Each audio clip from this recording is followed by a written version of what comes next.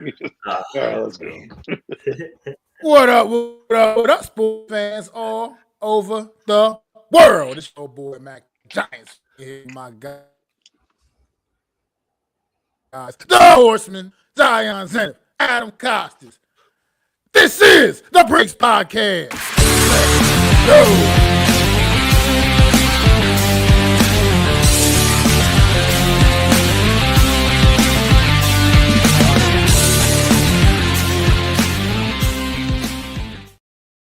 Premium Takes Crew back in your life on a wonderful Friday afternoon, guys.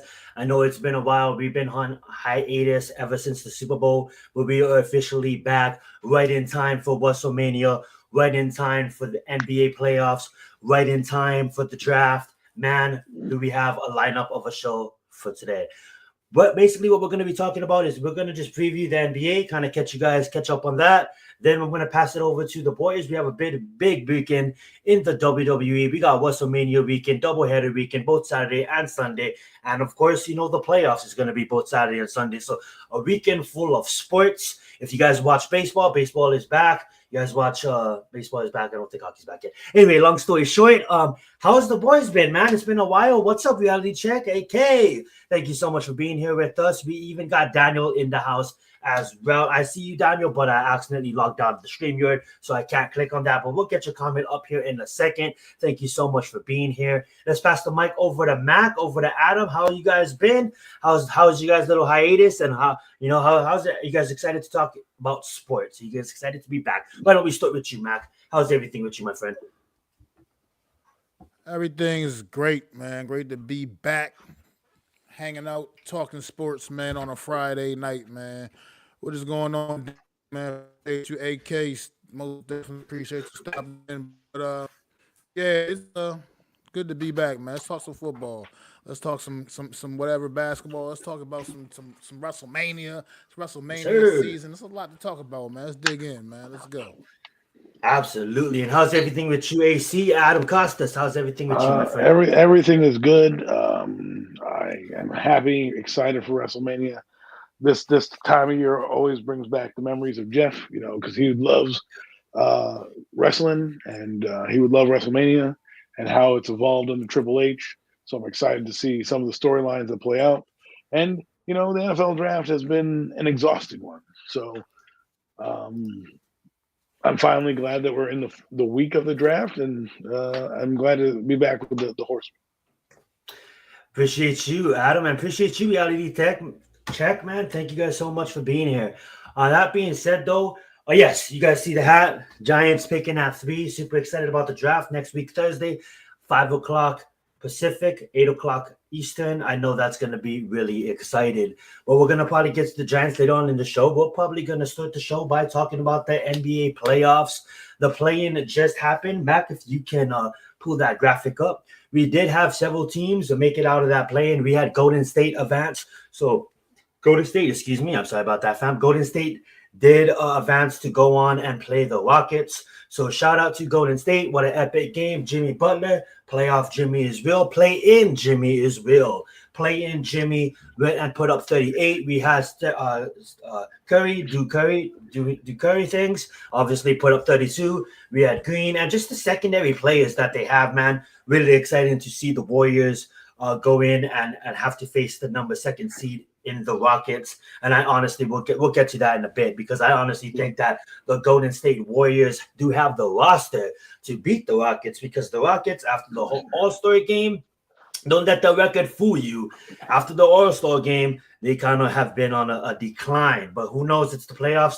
Anything can happen. Back to the other playing game. Wait, one second. I just want to comment on the Golden State game. I caught a little bit of it. Please do.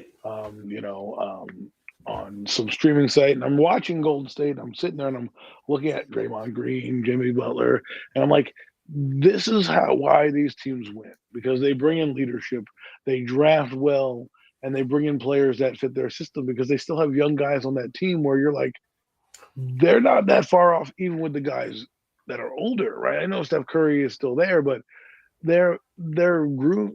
I don't want to use this word grooming, but they're bringing guys up in their system. And it's fun to see that there's still some old guard there to show you how to win, and some of the new guys that are also coming into, this dynasty that they have. Because let's be honest, they've ever since they got Steve Kerr and Steph Curry and they turned it around, they've been a dynasty. They win. Oh They're yeah. in the playoffs. They've won a lot of championships. They're going to the Hall of Fame. Whether you like the players or not is irrelevant. It's just what they've done in the NBA in the last decade. 2015, I think, is when they started to really getting going. So the last 10 years, Golden State was synonymous with playoffs, championship, playoffs, championship. And now you're going to see their experience take over when you got a guy like Jimmy Butler, who's fresh legs, so to speak. I know he's in his 30s, but let's be real, like fresher legs than Steph Curry, and now he's going to be the focal point, pulling all the defense. Steph Curry is going to light it up. I don't know how you're going to beat the Warriors if they heat up. I really don't. They are built for this moment, and it showed you in that playing game, and it just was interesting to watch them. Like, wow, they still got it. They still got it, and I would say so. When you have Steve Kerr and Curry combined, I mean, like, it would be fools to think that they can't make the finals. And obviously, there's better teams, but they don't have a chance. What I say is, I don't think they're making the finals, but we'll talk about that later. But it will be fools to think that they don't have a chance to go on an amazing run. And when you add someone like Jimmy Butler, that's really at this point in his career, just really chasing the championship ring. That's the only thing that Jimmy Butler is really missing out. I mean, like, he never won MVP, but I don't think it's going to come, especially with the talent in the league right now. But at least he can still go out there and he can still have a chance at catching an a championship one or winning an NBA title.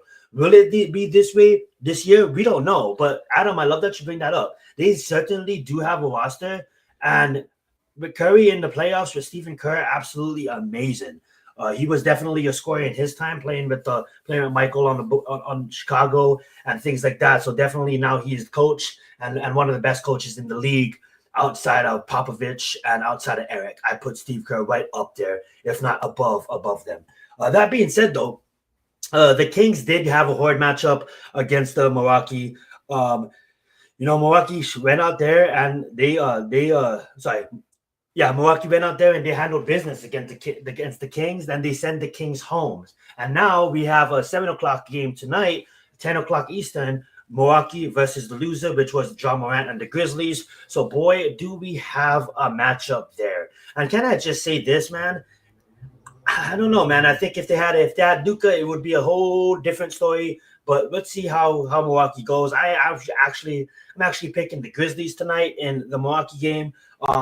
I just don't feel that. Yes, they have the defense, and yes, Nico, you say you want to go get Anthony Davis. You want to play more defense. But when it comes to offense, I don't think they do have the playmakers to get it done on offense. Now, maybe if Kyrie Irving was still here, it would be a different story. Klay Thompson did have a vintage moment against the Kings, but is Klay Thompson going to have another vintage moment? And, I just think you're looking at the talent that's on the Grizzlies. You have Jaren Jackson. You have Desmond Brain. You have Edie that's gonna rebound. Obviously, Anthony Davis is going to work the boards, but Edie is going to be there to contest whatever Anthony Davis does. And obviously, we have John Morant. So Anthony Davis, Max Christie, Klay Thompson, Washington, and the boys, and I'm missing an important piece.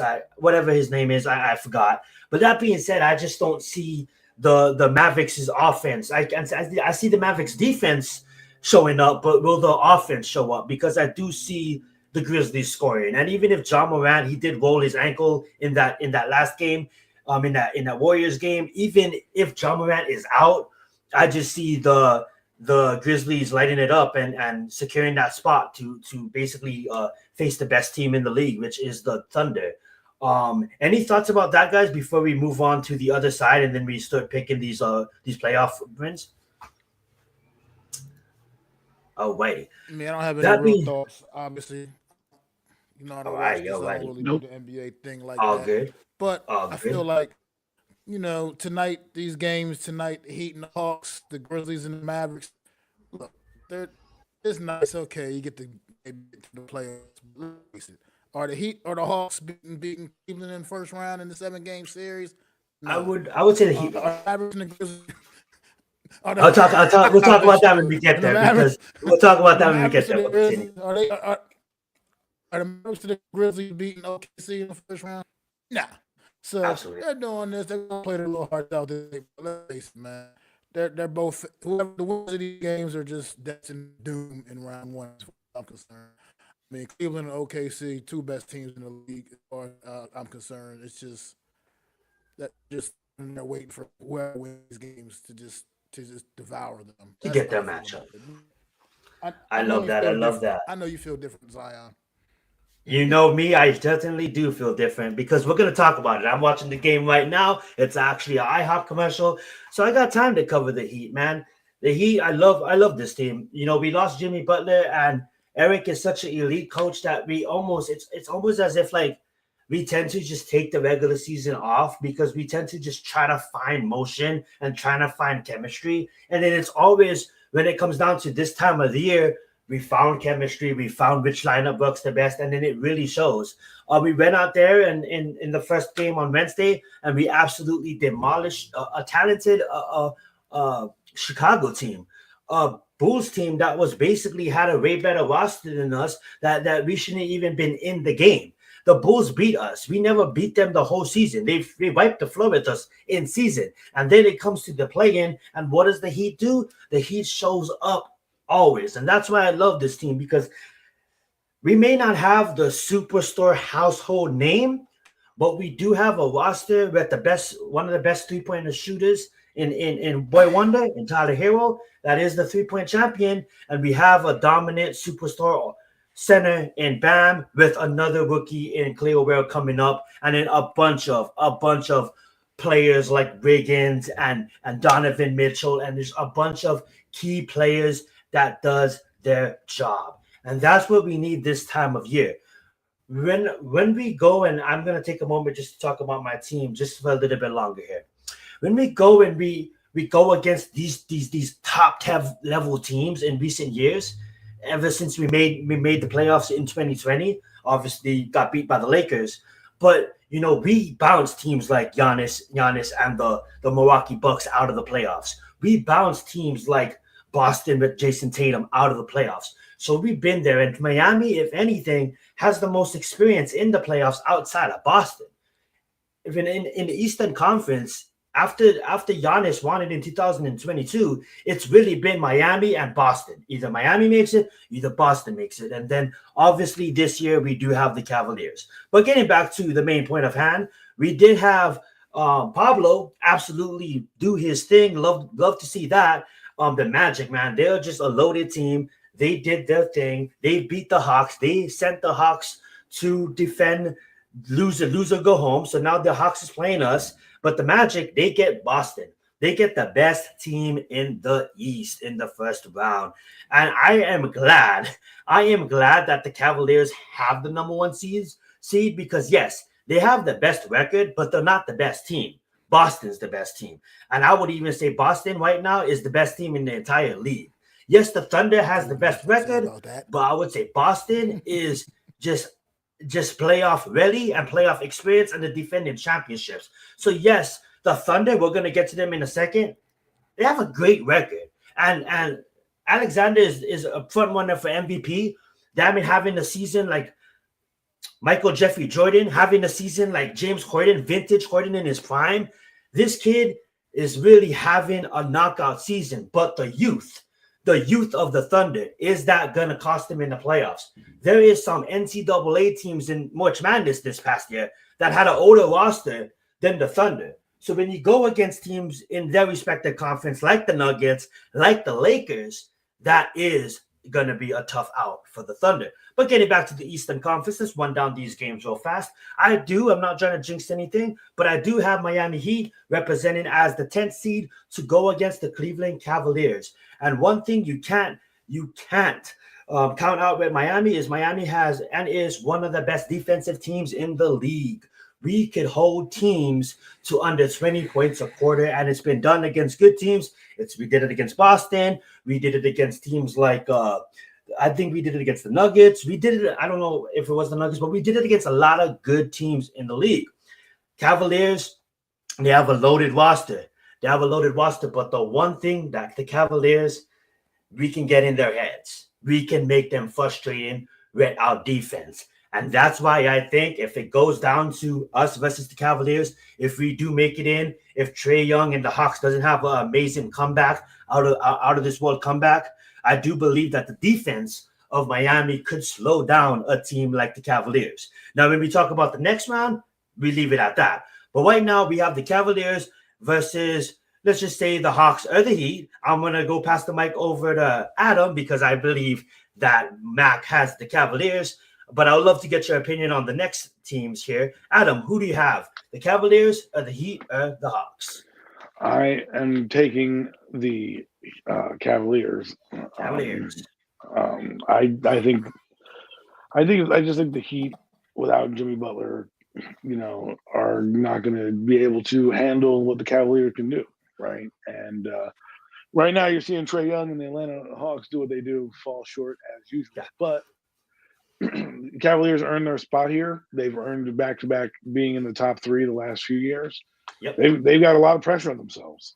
Yep. One thing I will say about Miami that, we talked about with Golden State is Eric Spoelstra has built for this. He'll have his guys ready. So you're going to get a scrappy game. Will they win a lot? There could be blowouts, yes, but they'll probably scrap with you for the first 3.5 quarters. And then, maybe the Cavaliers with their offensive firepower will eventually take over with, Donovan Mitchell and everything like that. So all I'm saying is the time is now for the Cavaliers. They really have to get through this 8th seed and really take advantage of being the number 1 seed in the Eastern Conference. I mean, if you look at that conference, the only real threat to them, I feel, 2 real threats if they make it out is Boston and New York. I think Boston is pretty good, and they can beat the Cavaliers, and we'll see. We could see that in the Eastern Conference Finals, but we'll talk about that when we get there. But I have the Cavaliers.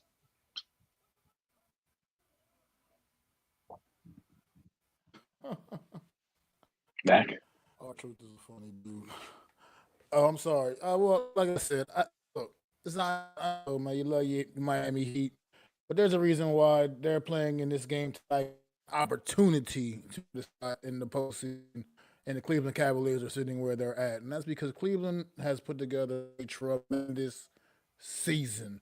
I don't see either one of these teams, Hawks or the Heat, to be quite frank, in resistance to what the Cleveland Cavaliers have to offer this year, especially when you get their stars on. I mean, you obviously know what Donovan Mitchell is capable of on any given night. No respect, boys, Zion, but let's face it, man, it's just not happening, man. I don't think either one of these teams have a real legitimate shot here. I'm not saying they'll get swept. They may slip a game in there, but I don't see much more than that. And Cleveland had a great year, been very consistent throughout this entire season, and I just don't see how the Miami Heat or the Atlanta Hawks have a real chance against the Cleveland Cavaliers 7-game series. I just don't see it. I think Cleveland is going to be much go right through whichever one of these two teams advance, meet them. It's just the way I see it, man. I just Cleveland on 2 big win streaks within the same season. Things something that's never happened in league history. So I mean, I just can't imagine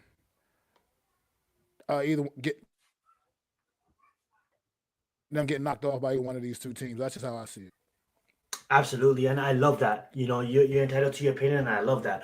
One thing, unfortunately, I can't. I really zoomed in, max zoom. I'm sorry about that, AK.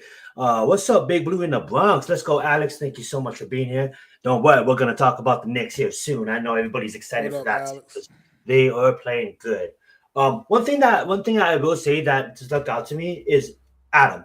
Adam, you said something that really stuck out to me. Devontae Mitchell, right? He's a superstar. He is a top 15 player in the league. He should take this moment and really seize it, because you can't tell me that you have this number 1 seed. This is my doubts with Cavaliers. They had a good team over the last 4 seasons. Adam brought that point up.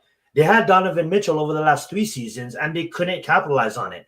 They have Donovan Mitchell. They have Mobley. They have a roster. Like, we could go down the roster and, like, we could see players on players on players. But in key moments, are they going to choke? And I say against the Hawks, probably not. But against a defensive team like the Heat, with an elite head coach like Eric, I mean, like they're hoping. I tell you this right now, the Cavaliers fans are hoping that Atlanta comes back and win this game. Because if you ask the Cavaliers fan, nobody wants to face the Heat. Yes, we're done with Jimmy, but it's different because like we have our young players that can get more minutes. I kind of feel like Jimmy, as much as he we're missing his points, I think with the development of him leaving, it kind of we had time to let our young players develop, and Eric will get them ready for the moment. And I could be out of my ass and I could fall flat on my face and we could get eliminated right now tonight. The Hawks are making a nice little comeback, or we could pass the Hawks and we could definitely get eliminated by the best represented team in the East. But I truly feel, getting back to my main point, that Donovan Mitchell, this is your time now. Because if you get eliminated by Miami at the 10th seed, I just don't understand. You know, you have the roster to really go out there and compete. You should be competing with the Boston in the Eastern Conference Finals. You shouldn't get eliminated by the Heat. And I honestly think if the Heat makes it through tonight, the Heat's going to play outstanding defense, and we're going to bounce the Cavaliers just like we did Giannis 2 years ago. When Giannis got hurt, Jimmy Butler got hurt, and we bounced from Milwaukee. Everybody was laughing at the Heat, not you guys, I'm talking mainstream media, was laughing at the Heat. Everybody, 98.9% picked Giannis and Milwaukee, and what happened?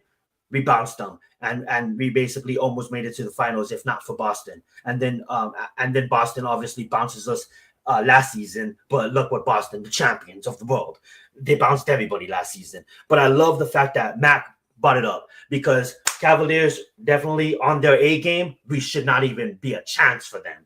But can Eric get his players ready to get the Cavaliers outside of their A game? Cavaliers come in A+ ready, they're beating us 10 out of 10. Just a little bit off, you better watch out. The Miami Heat and the underdogs will come fighting. Let's move on. We got the Bucks versus the Pacers. As much as I respect the Pacers, as much as they almost I'm going to kind of go speed it up, guys, because I know we got to get to WWE, and then, of course, we want to get to draft. But I just kind of feel that even though with Damian being out, I just kind of feel like if Giannis is injured, Giannis is so motivated right now that he is actually thinking about switching teams. He's so motivated to get a championship that we're going to get the best Giannis we ever seen in the playoffs. And obviously, Giannis has been injured off and on since 2022. And I honestly think the Bucks are ready to just go out there and basically take it with 5. As much as I like Tyrese and I love what they got building with Siakam, and I love the role pieces they got with the Pacers, I just feel that Giannis and the way that Milwaukee's gonna come out, they may not have the best roster, but they have, if not one of the best players, if not number 2 or 3 in the league. And I just truly believe that Giannis is going to show up. So I'm going to pick the Bucks in that matchup. I'm going to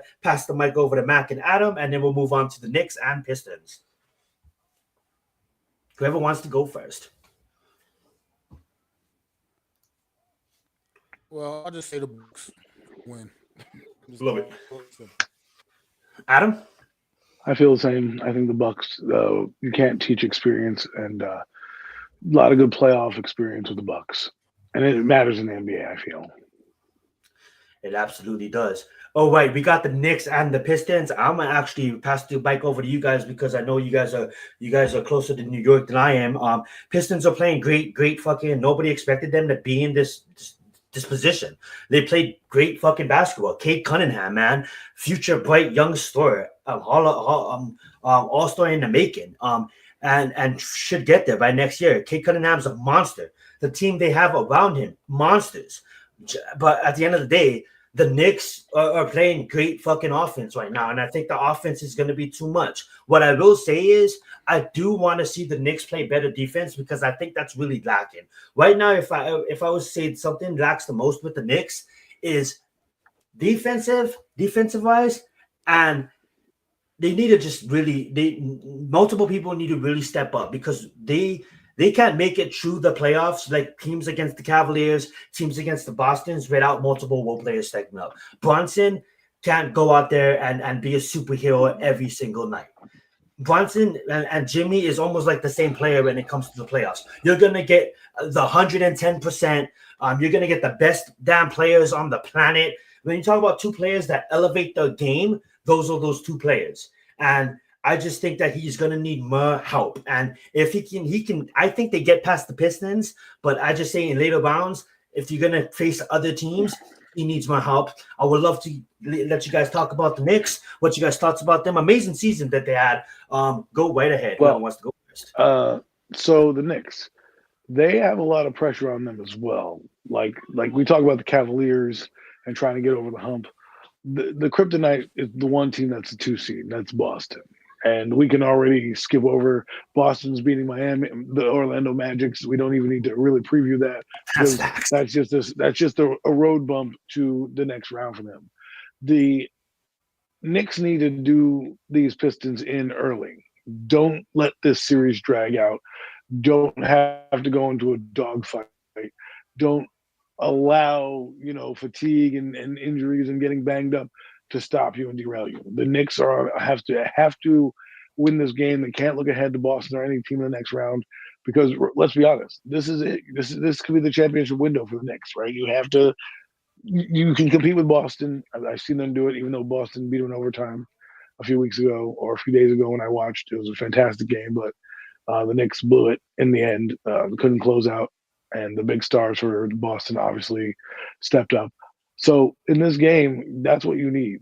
You can't always have Brunson like Zion said be Superman, but at the end of the day, when if not now, when you're the 3 seed, does that mean you're not going to make? You can't make it? No, come on, you're the 3 seed. You're one of the top 3 teams in your conference. That means you're a favorite, right? So put it together. That's facts.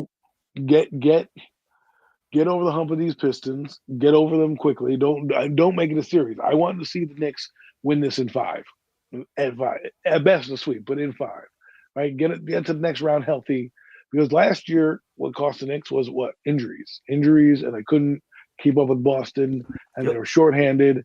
And you're starting to see that they have some ups and downs. They don't have the same length on the floor anymore that they had with a couple of the guys that left. I forget what the guy's name is. Starts with a D, but he's gone. Randall left. No, What's that? Devinson. Yeah, I can't pronounce it. DiVincenzo, right? He was a very integral part of their team as a sixth He went man. to OKC. Who's the number one team over there. So my point is with the Knicks to land this plane, get through Pistons, make sure it's a quick series because I feel like if the Knicks drag this on, it's only going to hinder them in the long run because you need to get to Boston. Who cares about Cavaliers?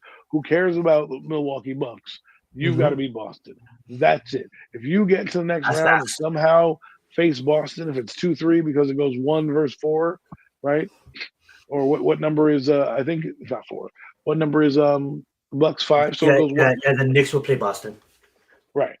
So this is it. Don't overlook them. Get ready for Boston. Do the Pistons in quickly. That way you can rest up to go to Boston because you know what your weakness is there.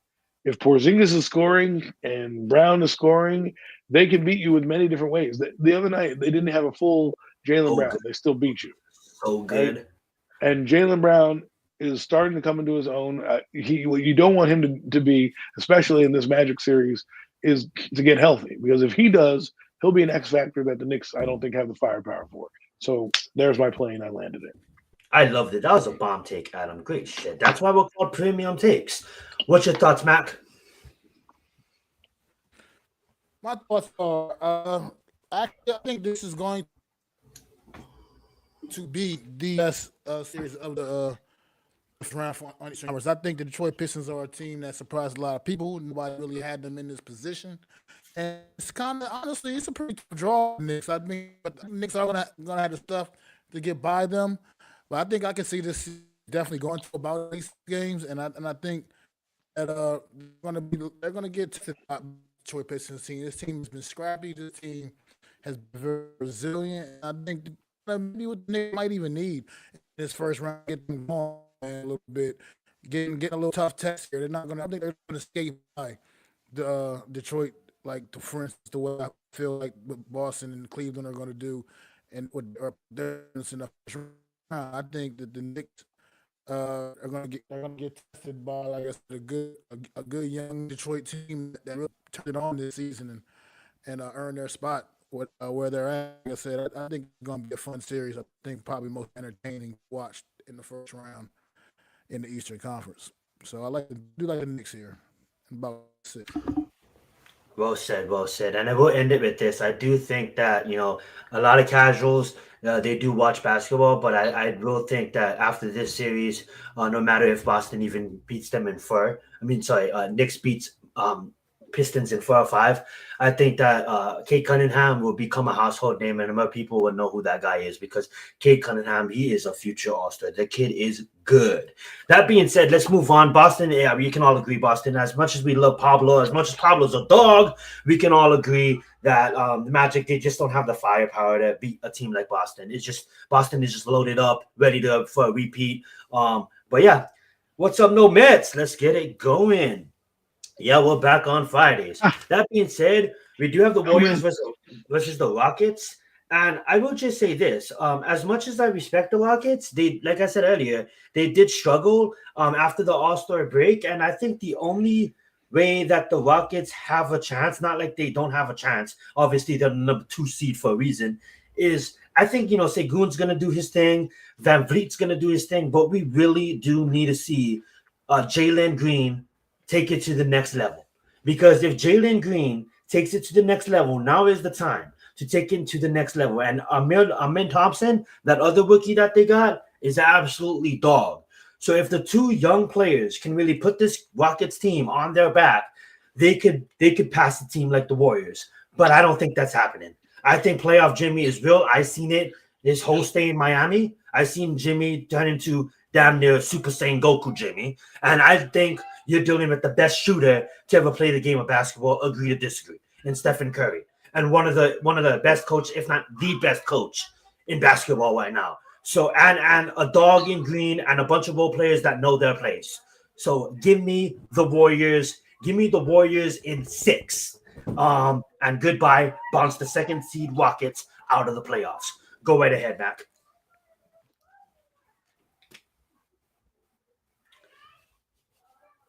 Go right ahead, Adam. I think Mac maybe left the AFK real fast. So I'm going to say the Warriors' experience is what is going to put them over the hump. I think when I've seen it a lot in the NBA. We saw it with OKC last year. When you get to these pressure moments, that's when pipes burst, and young players sometimes need to be humbled a little bit to understand how to get there. And when you have grizzled vets that come in that aren't worried about the moment, that have been there before, that can turn it on in a blink of an eye, and will give you your best the entire series, it's the Warriors, right? You just saw them play that play-in game, and they looked like wow, how are you going to beat this team? That's how they looked. And now you're playing the Rockets, and while they're the 2nd seed, again, young, inexperienced, you just said a lot. You just said the 2 young players need to carry them. Do you know how hard that is? You saw what Boston did. It took Boston losing the finals to the Warriors, actually, to get to be humbled by what it was and build themselves back up, right? So just because the Rockets don't win now, take the experience of playing a championship grizzled team and cherish that experience. I think it's going to be the Warriors in 5. I love that. I'll go right ahead, Mac. Warriors in 5. Woo! It's tough, man. I noticed the Warriors. This is quite the same Warriors team, but you're right. One thing you're right. They still got the same leaders at the top running the show over there, and this team got to put in perspective. They have played a lot of basketball over the course of the last 10 years. So I do think the Warriors may win. I don't think it's going to be in 5, though. I think it's going to take a little more work than that. I think it's a premium takes, baby. Be a 7-game series. And I think the Warriors can win this 7 here. I think this could be a very exciting series first round out west, man. So I think the Warriors take it. I think this one goes the distance.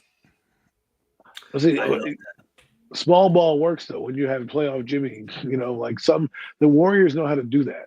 They know how to match up well. They know how to run the floor. That's what their offense is. So yeah, they may give up on the boards, but if they hit their shots, they're not going to need to rebound, right? You're gonna need to play catch up with them. And then And look, you have sorry to interrupt, but you have Steph Curry, easily the best spacer on the fucking planet. So he can play off ball and he's gonna move around and get open, and Jimmy and Green is gonna hit him. Because now you have right, Jimmy that can distribute. and I think experience does matter. This you may not think it does, but in the NBA, most teams that play experienced teams, So yo, especially like a Warriors, tend to kind of get rattled a little bit, especially when they go to Oracle, right? Let's say the Warriors steal a game and then they go to Oracle, and it's louder than it's ever been in the playoff atmosphere for this Rocket team. That rattles you. You get down in games, the defense starts chanting defense. The crowd is Mhm. going nuts. Your shot goes cold. All of a sudden, the Warriors are hitting from 40 feet out, cash money, like they're doing it. So, don't underestimate don't underestimate how the Warriors play, what they can do. That's absolutely facts. But I would say this, no, Matt, you're absolutely right. But I do think that the Grizzlies have better centers than the Rockets, and nothing can say Goon outside of him. You know what I'm saying? But that being said, let's move on. Boat take, premium take here. You guys are looking at the 2025 champions of the world, the Los Angeles Lakers, guys. Los Angeles Lakers are winning the title this year.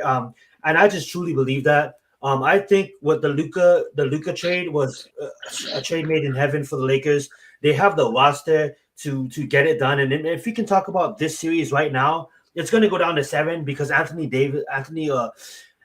my God, Anthony Edwards is a dog. Anthony Edwards is him, and the Timberwolves have a roster. So it's gonna be a tough series for the Lakers. But at the end of the day, LeBron and Luca, they're gonna show up. They're gonna get it done. LeBron is still playing like a top 10 player at the age of 40, and now we get playoff LeBron and we get playoff Luca. Oh my God, it's gonna be heaven. I just can't wait to see OKC versus the Lakers because I honestly think that that's when OKC is gonna get bounced. But right now, just to keep it focused, I'm gonna pick the Lakers. I'm pick the Lakers in 7. Go right ahead, Mac.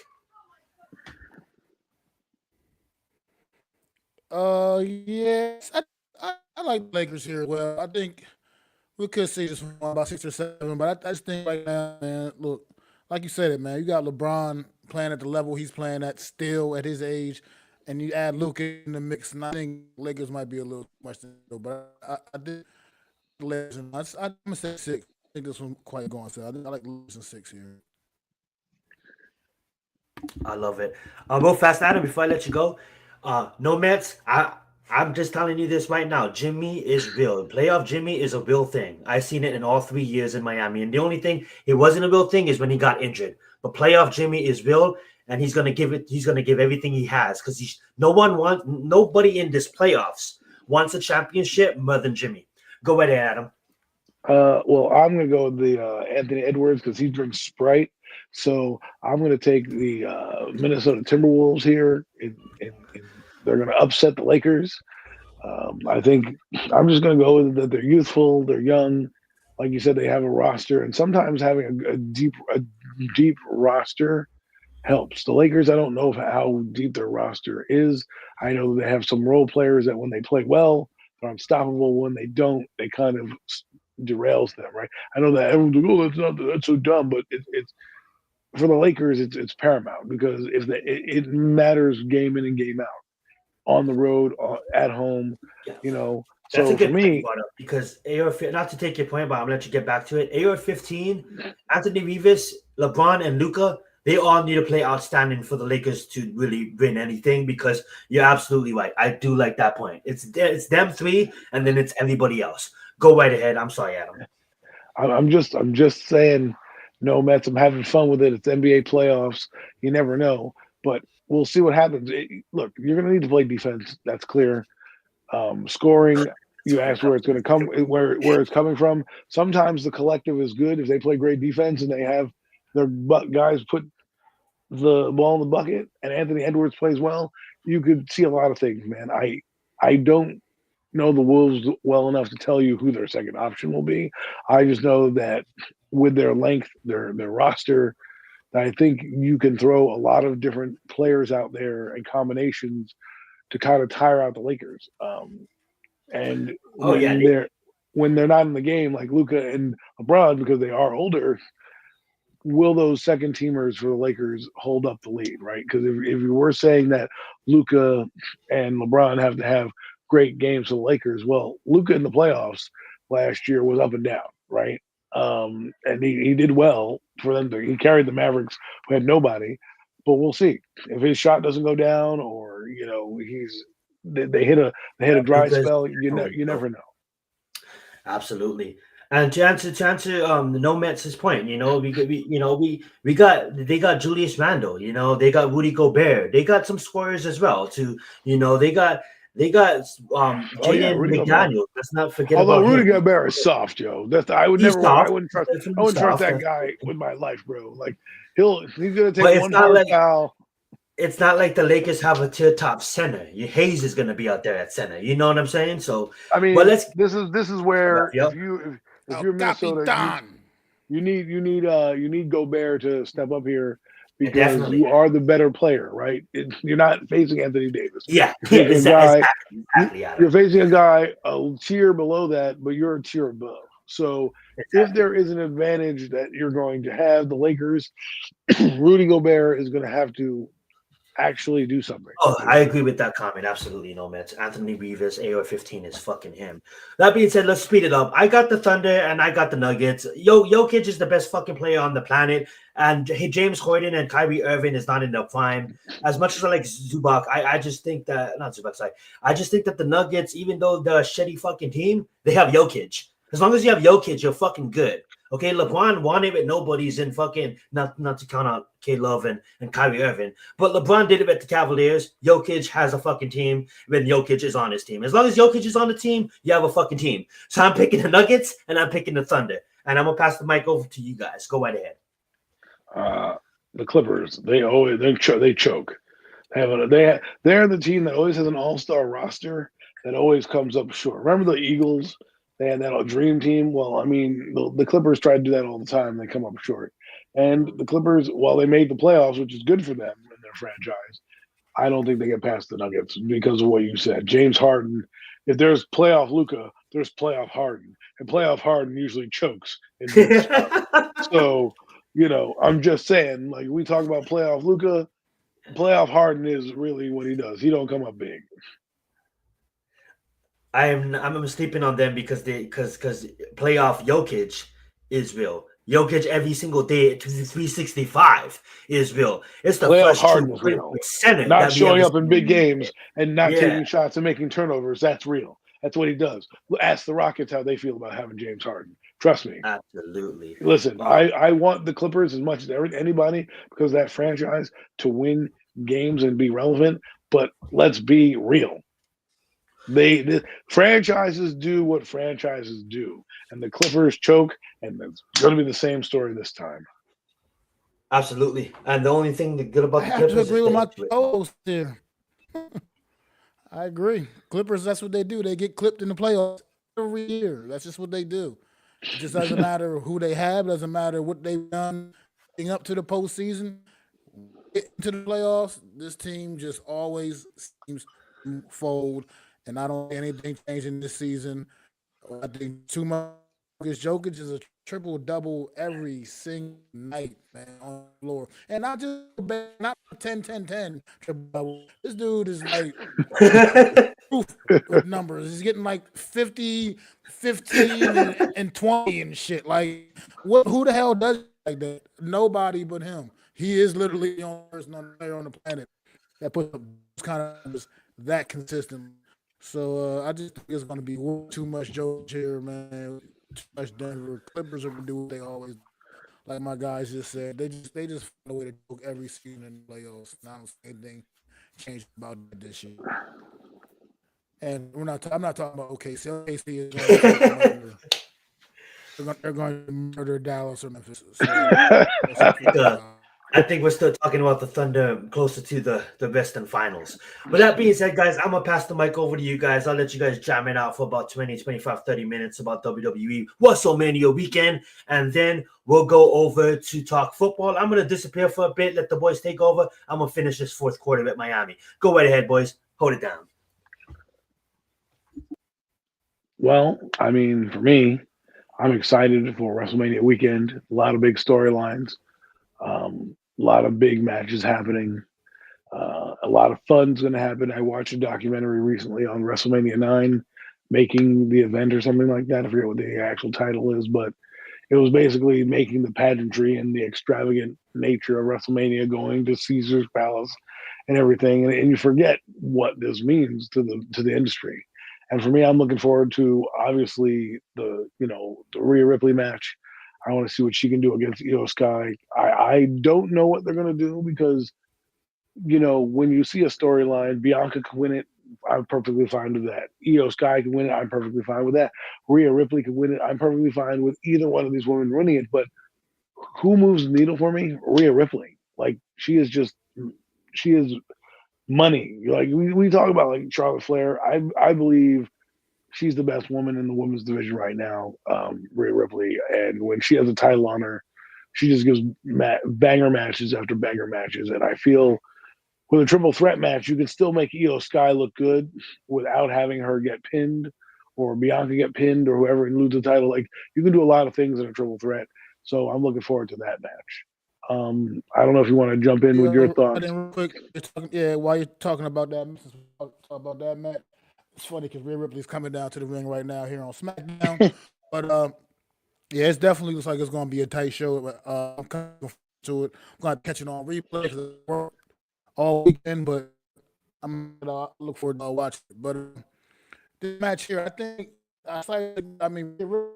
everything you said is I agree with that. She said this point about like Rhea Ripley, Bianca Belair, but for these women had their WrestleMania moment. They both have had WrestleMania moments throughout their career. Each guy literally carried his title into WrestleMania a year ago and dropped it to Bayley at WrestleMania. I just feel like each guy is also a very underappreciated talent in the women's division. She's legitimately also one of the absolute very best in that division. Yes, and I she agree. brings it each and every night in the ring, man. And I think this is the year for her to have her moment going here against in this big triple threat match as the champion, yet also as the underdog. If you can even make sense.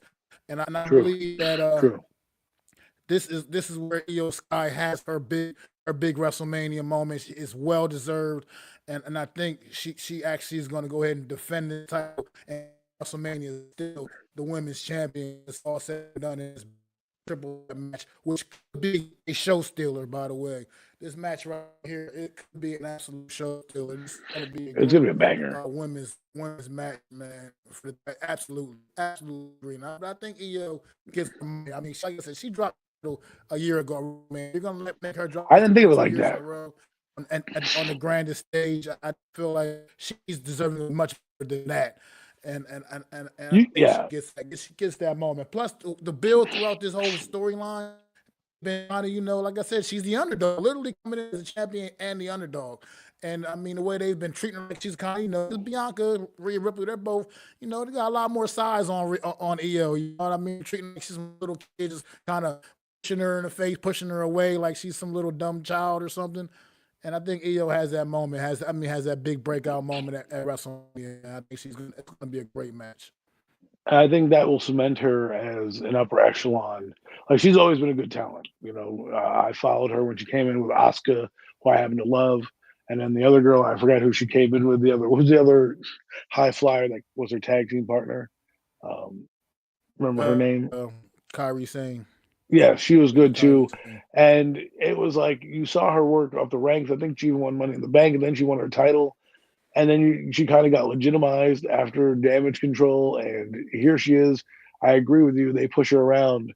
And to me, I didn't think of that. Maybe give her a WrestleMania moment because Rhea Ripley and Bayley can win it on the back end of Backlash, whatever that is.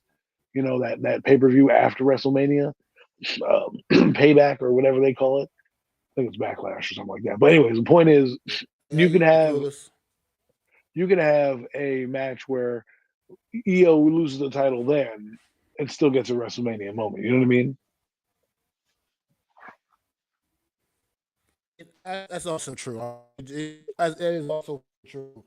I just feel like it's her time. I mean, you got to put. I mean, I think they need because people to me start women's division. You know, you should get Charlotte Flair, and then like you said, Rhea Ripley, Bianca Belair, but Io Sky truly can get each and every one of them in the ring at her own right as well. She's that level. She is definitely on that level as well. I think she just kind of overlooked. But I mean, for one reason or another, she puts on great matches, and she's truly one of the best at division. And I think this is her year to go into WrestleMania and defend this title and get that big WrestleMania win. So So that's let's just how I kick it feel over to the about other that. women's side. Let's do Charlotte versus Trish Tiffany Stratton. Do you think they give Tiffany her moment, or do they put the belt on Charlotte? Because this is really big for me for Tiffany Stratton, right? I really do believe she's come up the ranks. She's done a hell of a job. I feel like she's on that Bianca Belair trajectory, and for me to legitimize her, to get a player in the game like Charlotte Flair to snipe her out in WrestleMania, I think would be a big boost to the championship run of Tiffany Stratton, right? When we try to legitimize champions, it's about who you face and when you face them, right? And right now we got a marquee fight. If this girl can step up to the occasion, good. I want her to keep the title. Will Triple H do what he's been doing and explore what the people want? Or will he fall back into old habits where he gives the title to Charlotte Flair, who, by the way, doesn't really have much of a storyline? She came in, said I'm basically choosing who I'm facing in like normal Charlotte Flair fashion, did what she had to do. While Tiffany Stratton has, won the money in the bank, had to cash it in, did her time, and it is now, as they say, Tiffy time. I'd like to see her win. I don't know what your thoughts are there. My thoughts are there with you, man. I'm disappointed they took this title off of Tiffany Stratton right now at this stage. She hasn't really fully gotten into her whole title run, and to take that title, Tiffany Stratton right now would be for me. I think she's absolutely she's the next big star, true star of the women's division. Not that she's a star already, but you know what I mean as far as Stratosphere. she's a younger talent. Yeah, and she's and she watched her grow. I mean, literally, when she first came in, just little, just rough around the edges, and she's truly honed her skill. You know what I mean? Really putting in that work to be at the level that she's at, man. And it'd be disappointing for me if it's like to me it's a cop out if you put the back on yet again. We don't need to see another type, at least not now. At least not now. Right. Not with so Right. much young talent that you have. We Exactly. don't need to see another Exactly. Charles Flair type run right now. So it'd be disappointing for me if he's out of there on the short end of the stick and Romania on I can't remember for Saturday or Sunday when they wrestle their matches. But Well, I I'm think just bouncing around from Tiffany match to Stratton match. is a good solid run. She needed a solid run, and I think it should not end at WrestleMania this weekend. Right. I agree. I agree with you. I mean, you don't have to make long title runs, like years worth runs all the time. Sometimes a 3 month run against certain opponents, then they can have a rematch down the road and she can get the title again. Like I like those storylines better than just having, except for like recently because I like Cody Rhodes. We'll talk about him in a minute, because obviously those are the marquees we want to get to. But the next match I kind of want to touch on that I'm kind of intrigued by, and my winner I want to see is the Intercontinental Championship match. I'd like to see the new guy. What's his name? Oh my God, the high flyer, the luchador. Penta. Oh yes. Oh, I love him. Penta. Yes, and I hope he. I know they like Braun Breaker is the guy, but Braun Breaker, you need to move on to bigger and better things. You are, you have other opponents, other big marquee matchups. I need you to bounce on that title. I need a guy like Penta who may not ever get to the heavyweight class, because I like Shinsuke Nakamura, but they're never going to put the heavyweight title on that guy. But he always gets the Intercontinental title, the U.S. title. Penta, he's going to be in that range. this guy needs a title for me. He's come in with a lot of hype. I think it would be perfect for him to get a WrestleMania moment out the gate. And it's not a main event, but at least a WrestleMania moment to kind of project him, propel him going forward, because we are in April right now. You still have to build out your storylines to December and throughout the rest of the year. I think he can carry that while Braun Breaker has other storylines he's going to follow and pursue. So that's why I think we'll win, Mac. Well, I do agree with just about Braun Breaker moving on to bigger and better things. I think Braun Breaker is clearly going to be that it guy on the male roster. I mean, that's clear cut. But I don't think his title run ends quite here. I think he's going to still come out of this fatal four-way. The victory. He's going to still hold on to the IC title for a little bit longer. Carry it at least until maybe possibly SummerSlam or so, and then we'll start getting ready to be maybe the Royal Rumble winner next year, and then he's main eventing WrestleMania, and then he's getting that title, the world title, put on him maybe next year at WrestleMania. I think Really? the Continental title run is going to continue for a little bit right now. I think so. I think Braun Breaker that's exactly who they're going to build up, be the next, Well, like I said, huge thing in see, the men's division, man. And I think that I can see him carrying that title, still winning this weekend. And like I said, carrying it to at least about SummerSlam or so.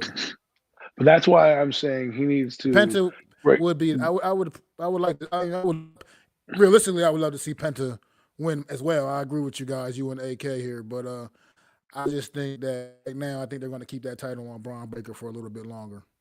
And here's why I'll push back on that a little bit. It's not that I don't think that your thought process is out of line or over the top or whatever. I like it. However, what I'm thinking is they give the title to Penta.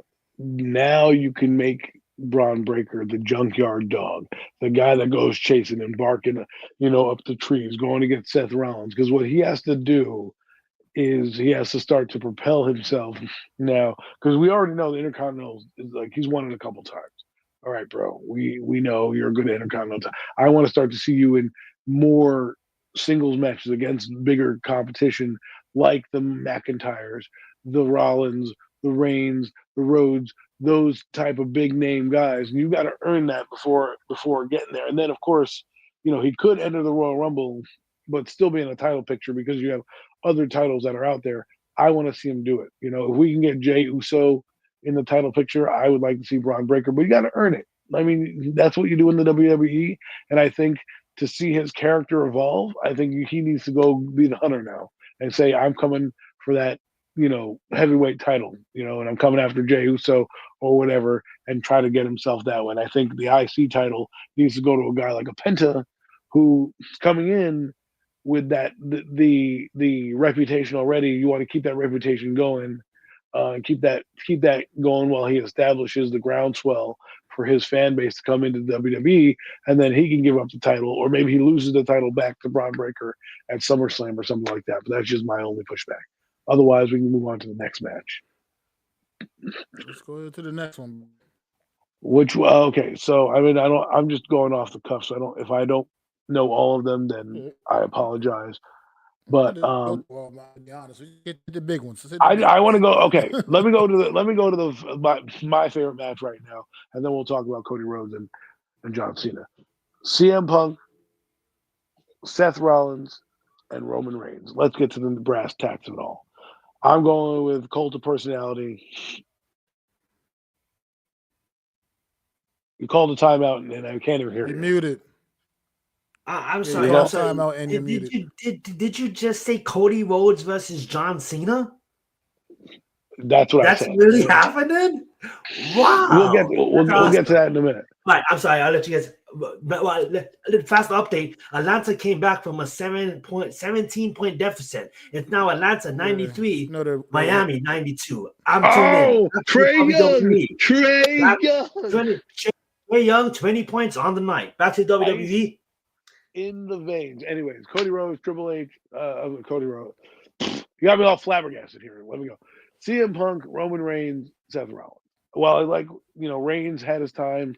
I'm over Reigns. I don't need to see him win a title anymore. Great job. CM Punk, He deserves the WrestleMania moment. All this time, I never knew he was in the main event. I knew he was at WrestleMania.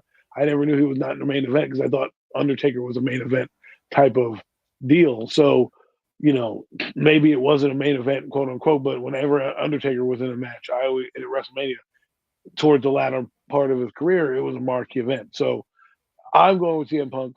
I love CM Punk. Loved him in when he turned to Cult of Personality. I always admired him as Nexus and Straight Edge Society. But when he turned Cult of Personality, and he was just who he was, man, I felt he was one of my favorite wrestlers. When he left, I'm like, man, I'll never see him in WWE. And here he is now, again at WrestleMania. He didn't get his WrestleMania moment last year because of injury.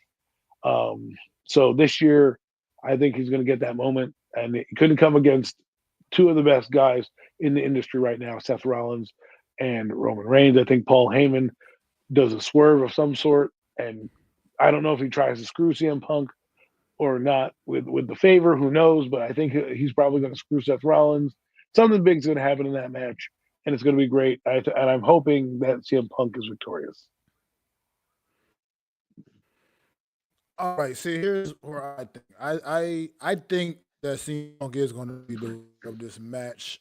I think WWE feels like they owe him something, and I think that they're going to go ahead and cash that in here in this match. I really, me personally, as a fan, I would love to see Seth Rollins win this. I mean, I just love everything he brings to the table, and I just think Seth Rollins, to me, is absolutely one of the best. It's the best that they have right now in the business as far as concerned. And that's just the way I feel. It's my opinion.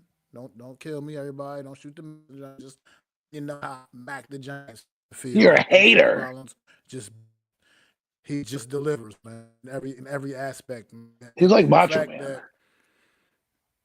I mean, exactly. And the way the character he portrays is so the complete opposite of the man himself. I mean, I don't know if people. I'm a wrestling fan.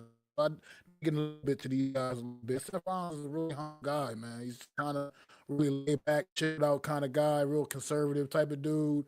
This character he portrays on the screen is nothing like what you get from him in real life, in an encounter with him in real life, man. So I just think the way he's able to bring that kind of thing to life, and he does it, man. And every way he just delivers the ring matches are just, I mean, banger after banger after banger. And Seth Rollins is that man. But I think that CM Punk is going to end up getting here. I think Roman Reigns, he always makes things interesting. I think there's going to be that whole tug of war between Paul Heyman in the middle, Roman Reigns, CM Punk, and what may happen, how Heyman is going to factor into this match. But I think ultimately CM Punk will the W here. Never made in WrestleMania, and let's face it, he's had a great career, and it seems kind of weird to hear that he's never main evented at WrestleMania ever, considering his main at WrestleMania even once. but crazy, right? When you think back, crazy. Yeah, I think CM Punk will somehow get the W here. I think it's what they kind of built this all up for. He didn't main event WrestleMania, and he had the title for 435 days, bro. Do you think about that? He had the title for 435 days, and he didn't main event WrestleMania. Like, what do we? That's insane. One of the best title runs of all time. Yeah, but I just want to.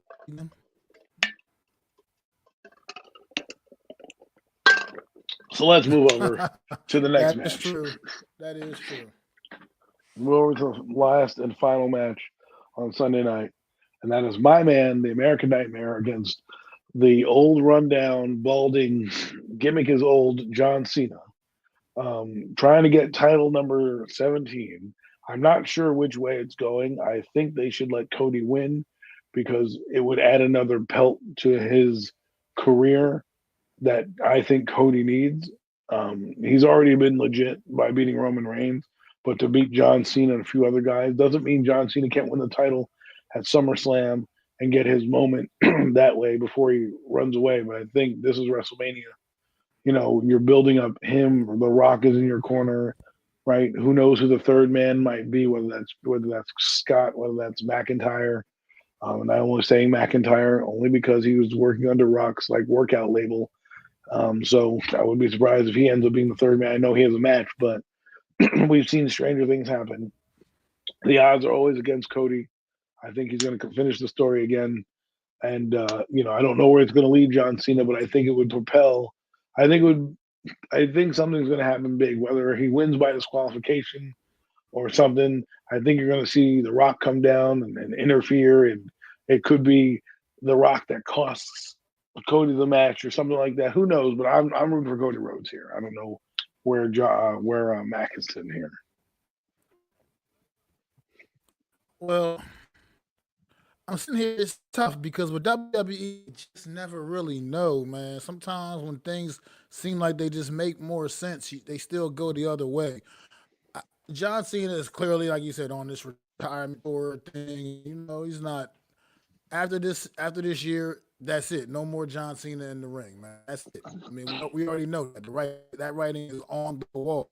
So, what would be the real reason to put the title on him? I mean, sure, it's okay, cool. One WrestleMania main event, I'm fine with that. I wouldn't be okay with them putting the title on a guy that's just not here. I mean, it's annoying when he does things like this. I mean, at the end of the day, even though he's wrestling out this year, the retirement tour, he's still not going to be a full-time performer, even throughout the bid right now. He's only made a couple of appearances throughout this entire build for the match. So it's like, what would be the purpose of putting the title on John Cena? I just don't get it. Like I said, I'm all fine. You want to acknowledge greatness and you want to honor him, and yeah, sure, you get the main event WrestleMania, bro. You don't get to win the title, man. You did not get to win. Cody Rhodes is here week in, week out, no matter how anybody feels about him. I'm not the biggest Cody Rhodes fan. I'm not the big Cody guy like that. At the end of the day, this guy is here week in, week out, blood, sweat, tears, man. And he leaves it all in the ring. John Cena's not going to give you that kind of it'll be the same bullshit like when you kept the title on Brock Lesnar, and then you see him once every couple of pay-per-views defending the fucking title. Like, I don't want a champ. I'm not the kind of champion I want. So to me, it just doesn't make sense in the world to put that title on John Cena right now. Sure, give us a good match, deliver a great WrestleMania main event, whatever, make it go whatever you want to do, but there's no reason to put the title on John Cena. Somehow, some way, Cody needs to come out of here with that victory and with that belt. Dude. It just, to me, doesn't make sense otherwise. Like I mean, you said you weren't a Cody guy. It took me a while to get to Cody. The reason I became a fan was when I was sneaking over watching AEW, and he had the balls to challenge WWE and break Triple H's chair and say we're going to do it better than them and challenge the establishment. I was like, yeah, I can get behind this guy. Again, like CM Punk, never thought he would be back in the WWE. When he came back, he blew the doors off. He had a great debut. I gained even more respect for him when he faced Seth Rollins with no arm, basically one arm. His whole body was like broken in half or whatever. And I was like, at that point forward, I was like, I'm never not respecting this guy. He earned every ounce of my respect. And he comes out and he does more than John Cena, than Roman Reigns, than the previous champions have done. Okay. He's Seth Rollins right now. You talk about Seth Rollins being a workhorse. Guess what? That's what Cody does. He's at every appearance. He then fights every ring. He's there every weekend. He's in tag matches. He's getting his butt kicked by many different members of the roster, and he shows up. The crowd absolutely loves him. They sing his song. He is hot right now. Okay, John Cena, is good. You can win your title and pursue it, but again, don't let Cody miss this moment. Let him have his WrestleMania moment as a defending champion. Okay, let him walk out of there. If you want to let him lose the title at Backlash, the title after, because you want to give Cena his farewell tour and have him, carry it off into the sunset or whatever, or carry it into Survivor Series or something like that for a few months, because that's the last main pay-per-view. I get it. But at WrestleMania, we want to be immortalized. At WrestleMania, I want to come back and say, "Damn, Cody, he beat Roman Reigns. He got he stepped up to the plate, and this is his time, and he's earned it. And I love a good redemption story, and Cody Rhodes did that. Well, we'll see. I just believe in it, especially with particular, with wrestling. Wrestling, these guys, they sacrifice a lot, man. And they just on the road, away from their families, their all their loved ones in their life. I mean, on the road constantly, just working pretty much nonstop. And I just feel like you got the people that are there grinding day in, day out. I just don't believe in putting the titles on part-time talent. I mean, John Cena, well, however you feel about his legacy, his career, he's part-time talent now. That's what he is. Even with this retirement tour, he's still just part-time talent. Not going to be there week in and week out. It's just, I don't want to. If he's going to be the champion, he needs to be at Monday Night Raw on SmackDown each and every fucking week. Exactly. Each and every week, dressing the crowd, dressing WWE Universe, having the occasional matches and everything. Like, not just showing up for a pay-per-view here and there. Like, that's just bullshit to me. Not with the way these guys work. I'm speaking for the rest of the locker room here. The way these guys work and all, that's a slap in their face. They're like, oh, we got to show up every day and bust our fucking ass, but this guy gets rewarded with the title and he shows up once every couple of fucking months. That's a joke to me. That's a joke to me. I couldn't be brought less serious in that when he was doing that shit with the title, and I'm not going to take John Cena seriously either. To me, it's just. And I hear what you're saying, but I can't see them doing that. To me, there's no reason to the title to a point of being vacant and then having a tournament. To me, that's disrespectful to like I said, everybody else is in the locker room right that's out there grinding. You got a fighting champion Cody Rhodes right here. A guy gonna be here. There's no reason to take the title off and just ultimately make it vacant. I just don't see them going that route. So, I mean, I hope they go that route. I don't see them going that route, but you never know with WWE, man. I know they've done it in the past, but I just don't see. I can't see them doing that now. And, Now with Triple H, and with Vince McMahon, yes. If Vince McMahon was still running the show, I would already know John Cena's winning the title. Roman Reigns would still be the title holder right now. Yeah, you're right. Roman Reigns probably still had a damn belt. So it's all good. But we'll see. I mean, I'm hoping just for a good match, a good main event. This will be closing the show on Sunday night, closing WrestleMania and WrestleMania weekend. So I hope these guys can at least put on a big match and get a Las Vegas crowd something to really get hype about, man. Let's talk about Gunther and Jey Uso. I want to talk about that one too. We kind of glossed over that one. I mean, that's going to be happening WrestleMania Saturday night. Probably may be the first match, honestly. Could be the show opener, man, on WrestleMania Saturday night. And I think obviously I think with Jey Uso is one of my guys right now. I mean, nobody. And I mean nobody. I'm fuck that. Not even just WWE. Nobody in the wrestling industry right now gets the kind of pop that Jey Uso gets when his music hits. That the arenas literally shake when Jey Uso's music hits. So I think the way this whole build has been fantastic.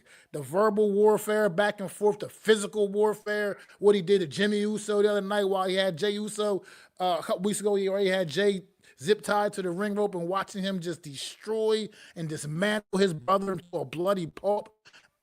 This build, and then Jey Uso came out the following week and laid down that fire ass promo, and then comes back this past Monday and lays one down himself. I mean, this match has been sensational in my opinion, and I think this could be Jey Uso's moment, man. Call me crazy, but I think he's just so over. He's so over. At what point are you going to reward this guy for the work that he's put in, I'm gonna tell you, I be. go back in a little bit of history with the Uso a little bit. I thought that there would be a time where we would get to a point of individuality, and I honestly used to think Jimmy Uso would have been the bigger star as a solo act. I really I think truly so did. too. A while back, if you asked me this about 5 They years, tried. 6 He years got ago, injured. I would He have got told injured. you, yeah, but that's ultimately what happened. His brother was injured on the show for a while. Jey Uso seized the moment, and he's never looked back, man. Like I said, that music hits at Jey Uso arenas, really Jimmy's an shake, afterthought. and now he's absolutely one of the absolute biggest stars in the company. One of the guys carrying the company right now is also he's amazing talent. The ring general, you know what I mean? He's amazing talent. But I think right now in this moment, I think Jey Uso is Jey Uso's time. He's taken a couple of L's to Gunther's Intercontinental title run, you know, and this has been a great build for this match. I think this is Jey Uso's time. I don't know how you feel about it, Adam. Listen, this reminds me of the Yes Movement when Daniel Bryant was becoming is up and coming, and the crowds would go yes, yes, yes, yes. There was where that's when, and if you guys forget, where Stephanie and Triple H were trying to do anything in their power to not get that guy. He had to go to double main events to win the title. I think that Jey Uso is that. He is just won the Royal Rumble, and this was starting to build. They built him up great, right? They called the main event Jey Uso. At first, when he came out, you're like, can he ride this gimmick out? Can he become a main eventer?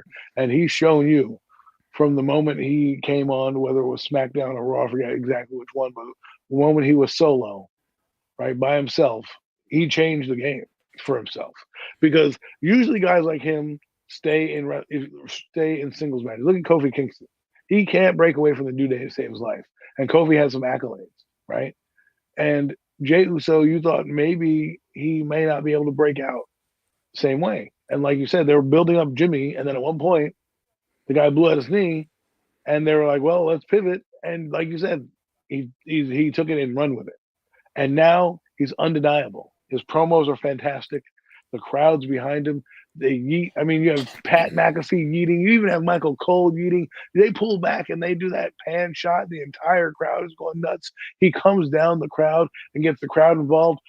Give this guy the title.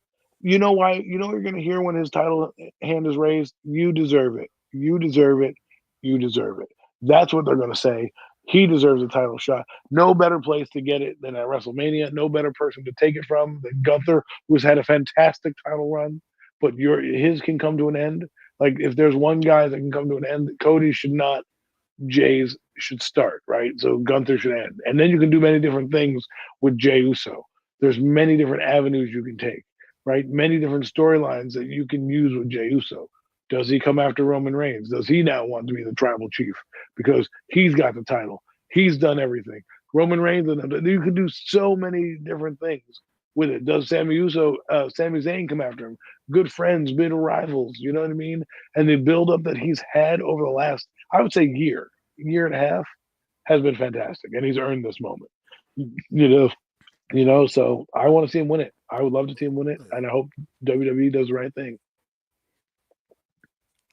A few people had their hand and some of Jey Uso's success over the last couple of years. Sami Zayn being an integral part of that, but a lot of guys, man, just him being able to get in there and mix it up, main event caliber matches with talent like Seth Rollins, with the tribal chief Roman Reigns, and guys of that caliber. That really just elevated his stock over the last few years, man. I mean, he's a Hall of Famer. A lot of people. He's going to be Hall of Fame for his tag team stuff for this anyway. But a lot of people are saying that, but he's making the case now for as being Hall of Famer as an individual as well. But that's another story for another day. But well, I mean, if he wins the title, he'll be there. But I think that I lost my train of thought. Sorry. regardless, Jay Uso, he's that dude right now.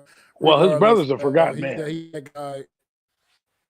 And well, yeah, kind of. I mean, because Jay has ascended to such a level, man, of superstardom. But let's get one more match in real quick that I do want to touch. Another one more that I want to touch real quick before we stop talking about. Just want to give a other matches on the update. card, but Just a fast update, real Yeah, fast. Tyler. Atlanta Hawks and the Heat is going to overtime. So we got overtime with the Atlanta Hawks and the Heat. God Tyson damn. Trey Young's vein. Ah. Tyson Trey Young's vein. Trey Young But- did nice score a basket. But back to One more. WWE.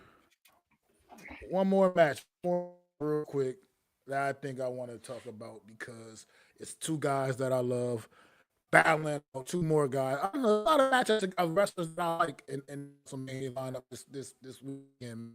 And there's one more, sure. You're talking about LA Knight defending that United States title again. I'm just really rising superstar in WWE and Jacob Fatu, man. Jacob Fatu. All gas, no brakes. I think this is definitely another time to take that next step as well at the expense of LA Knight. Unfortunately, I love LA Knight a lot, but I think this is the time for Jacob Fatu to take that next step as well, man. Get some singles gold around his waist, man. And I think it's gonna happen again at WrestleMania. At WrestleMania this week, I think it's going to be a good match. It's going to be a physical. Any match with Jacob Fatu is always going to be physical contest. But I just where he's been built up now to a point where he starting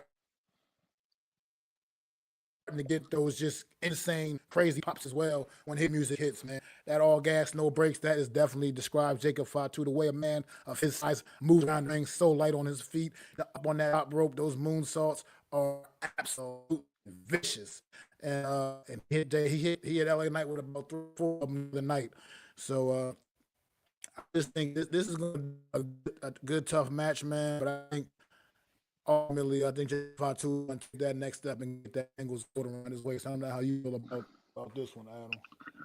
Well, I mean, I like LA Knight, and I think they need to take the title off him. I think he needs to be back in the Intercontinental title picture. I mean, get this guy. If you're not going to put main event gold on him, he's a main eventer in my eyes. A little bit behind his time almost. He's like a Hulk Hogan kind of guy where you're like, yeah, and he's got all these sayings and catchphrases.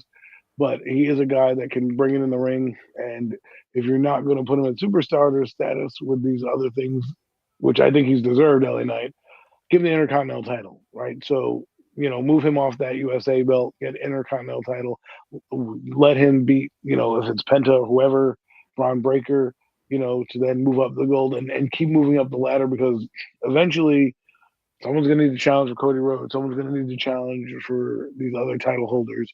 And why not? LA Knight versus Jimmy Uso? Come on, for the heavyweight title. I think that would sell. I do. I believe it. But at the end of the day, Jacob Fatu is an interesting specimen. I'm intrigued by him.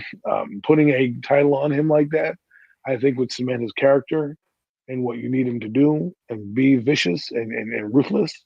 It didn't quite work with Solo Sikoa the same way. But I think Fatu is a little different than Solo. I think he has a little bit more moveset, a little bit more agile on his feet. A lot more experience too. So. Right.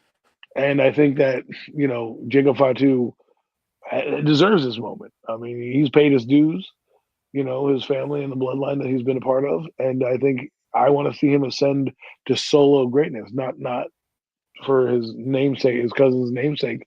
But in order for you to believe, sometimes you got to take these little titles like the USA title and make them big titles, right? By having banger matches. Like a guy who I would have loved to have seen would have been Bronson Reed.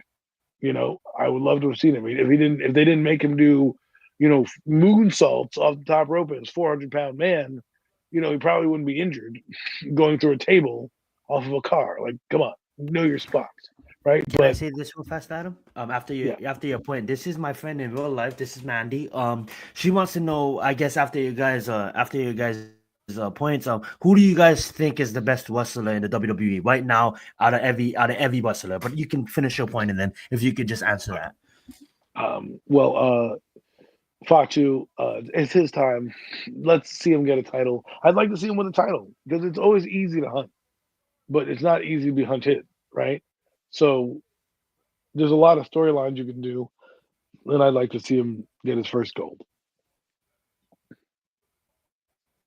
Well, Miss Clueless, personally, right now, I think the best thing going today, the ring, the whole total pack. I actually mentioned this earlier. In my opinion, is Seth Rollins. That's who I believe. I mean, my favorite wrestler is AJ Styles, but right now AJ is more on the down. He's on the downside of things. You know, he's not making a whole lot of noise He's gonna these have a days. banger with Logan Got Paul a big though. match against Logan Paul this weekend. Got a big match with Logan Paul this weekend at WrestleMania. But as far as right now, for me, the total package guy that just has it all, the in room, the mics, the mic skills,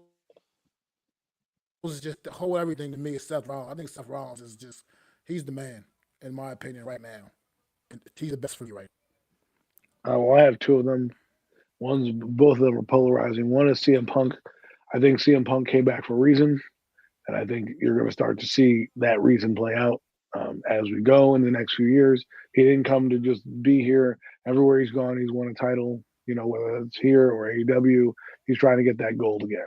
So he's the best. And then I have to give my hats to Cody Rhodes and what he's done. You know, to have match after match after match, banger after banger, and have his story and hold the title for as long as he has, you know, really legitimized him. You know, and if you're a wrestling fan, he's now deep in the annals of wrestling fanhood. When he was a gimmick, now he's actually his name's across the land because of how he repackaged himself in AEW, and he's still that authentic guy that he is here. And I can't wait till he turns heel. At some point, he's gonna have a heel turn. It's going to be epic. But that's all I have. And turn heel is almost as if like he was to join the dark Become side. bad Is guy. that a good way to put it? Yes, Absolutely. yes.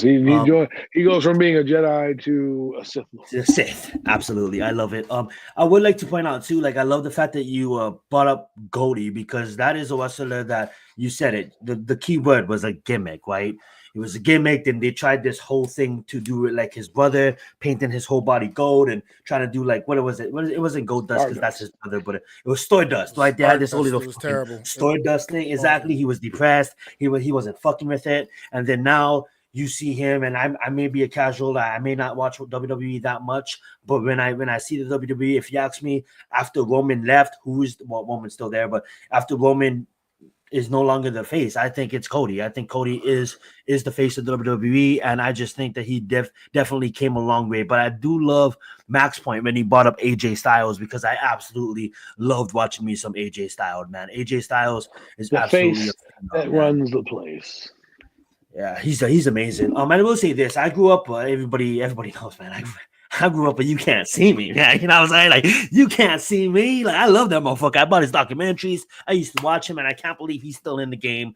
I don't. Yeah, I'm just to give my point real fast. I don't think it's a big moment. I don't think you need to give the fucking championship to John Cena. Like I agree with that point totally.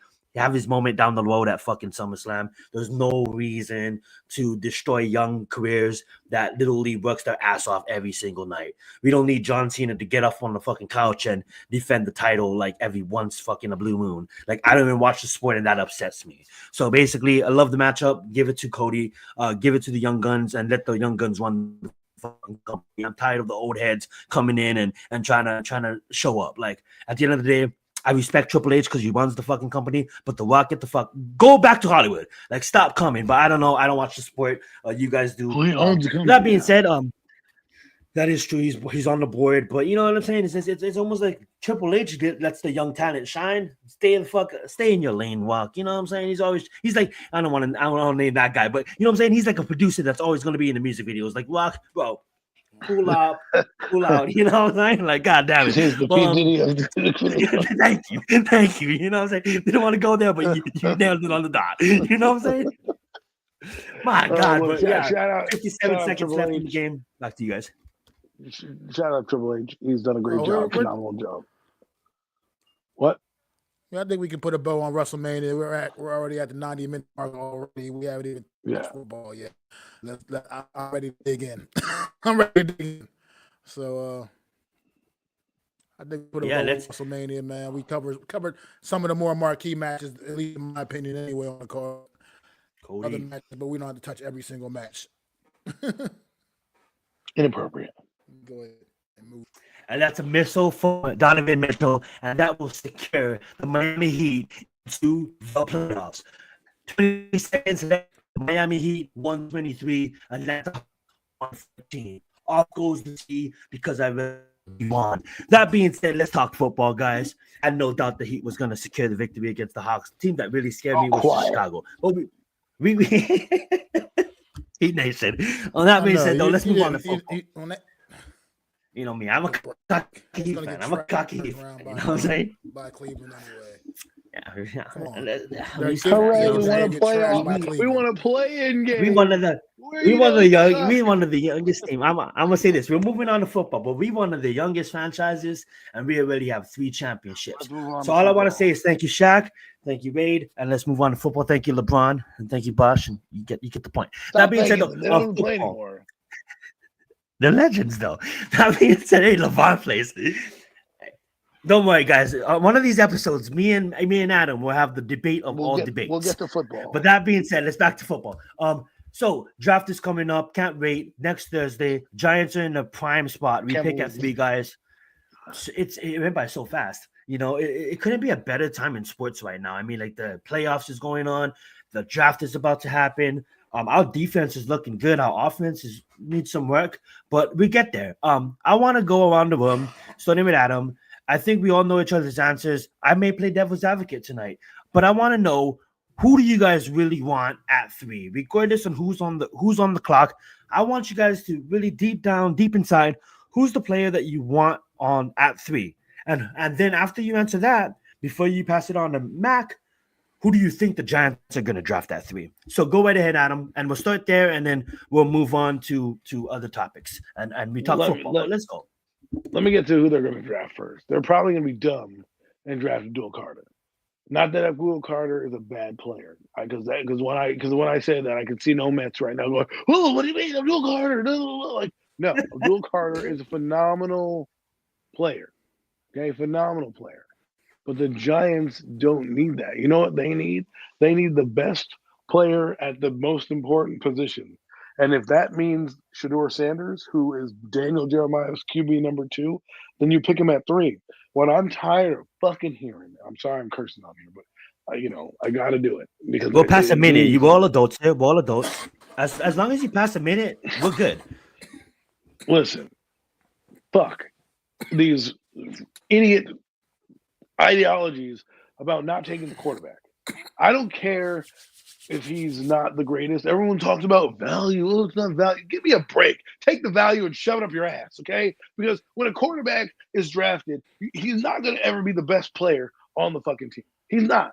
He's not going to be the best player in the draft. If you're waiting for Mr. Unicorn, they don't come around that often. Okay, Arch Manning, great. I'm not waiting for that guy. He's 2 years from now, and we have no idea what he's going to be. Okay, there is no unicorns. Trevor Lawrence was supposed to be this generational talent. The guy has been a decent player.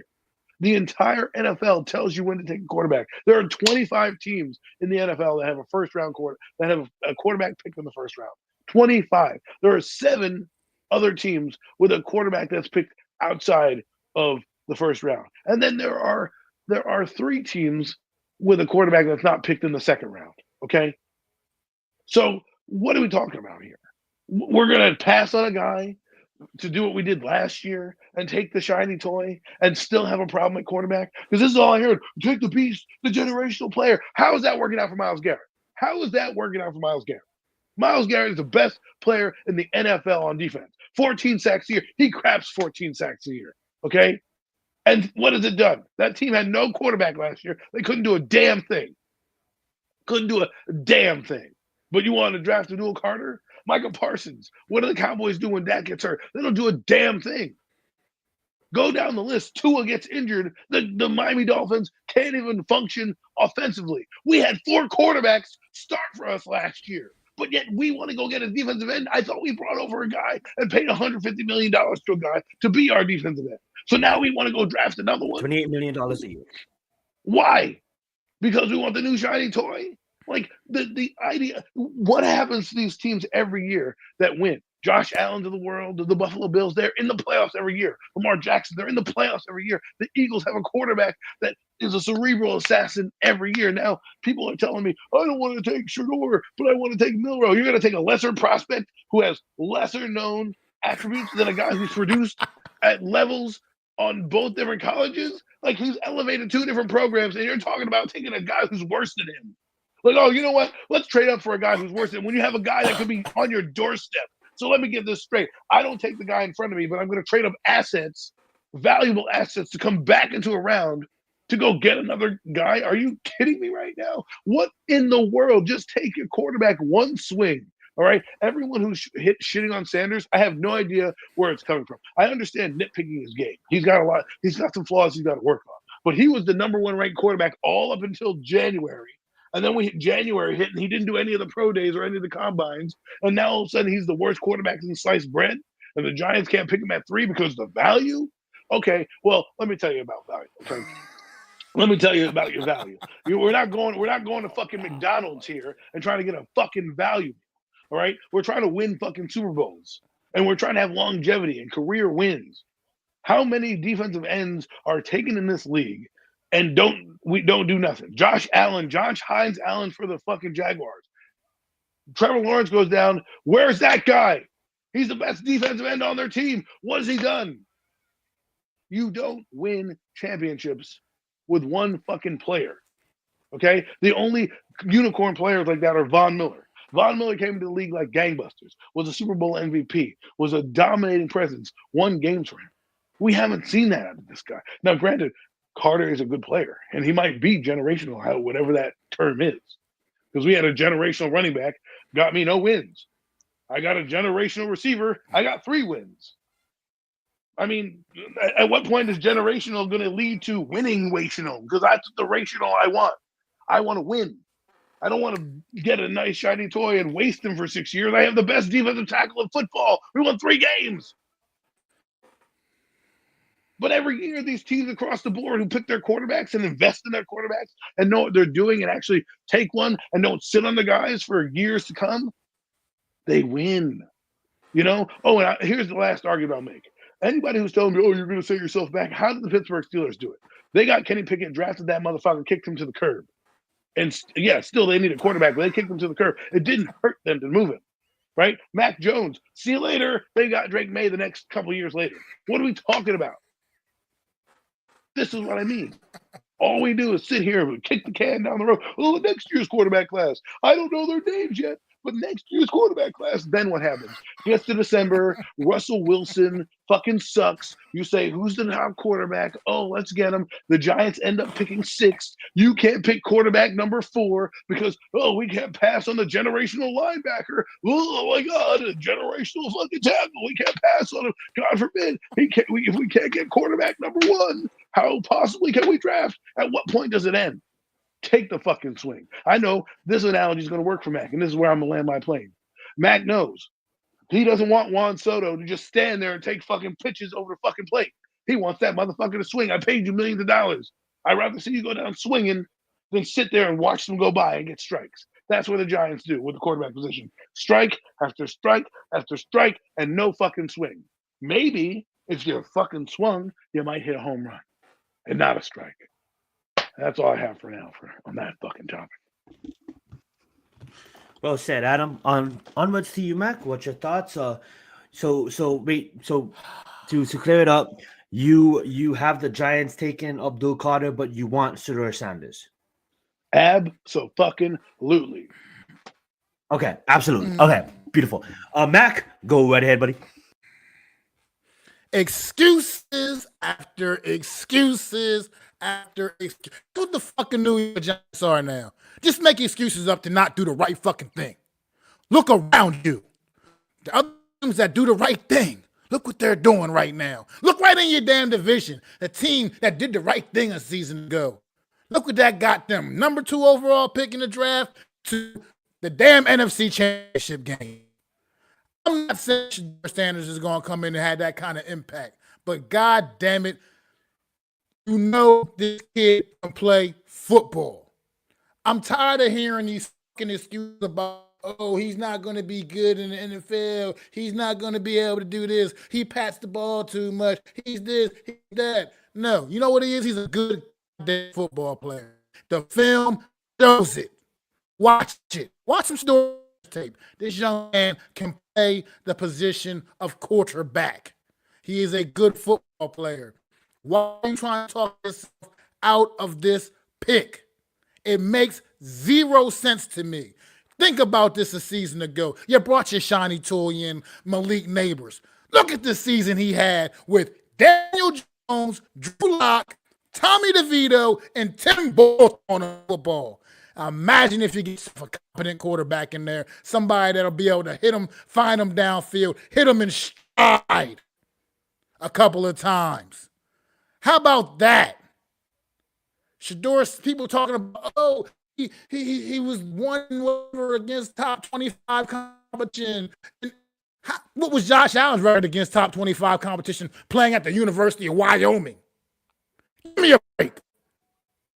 Can this kid play or can he not play? Yeah, he can play. And if he's sitting on the board at number 3 and sit right and just fall right in giant laps, it would be irresponsible not to take him. It would be irresponsible. Irresponsible. You haven't drafted a quarterback since Daniel Jones. This organization, you gotta be kidding me. And you actually pass up on Shedeur Sanders and use the value excuse. Yet last quarterback you drafted in the first, the quarterback you drafted period was Daniel Jones. Well, number 6 overall pick. But we're gonna talk about the value of Shedeur Sanders. Stop the cat.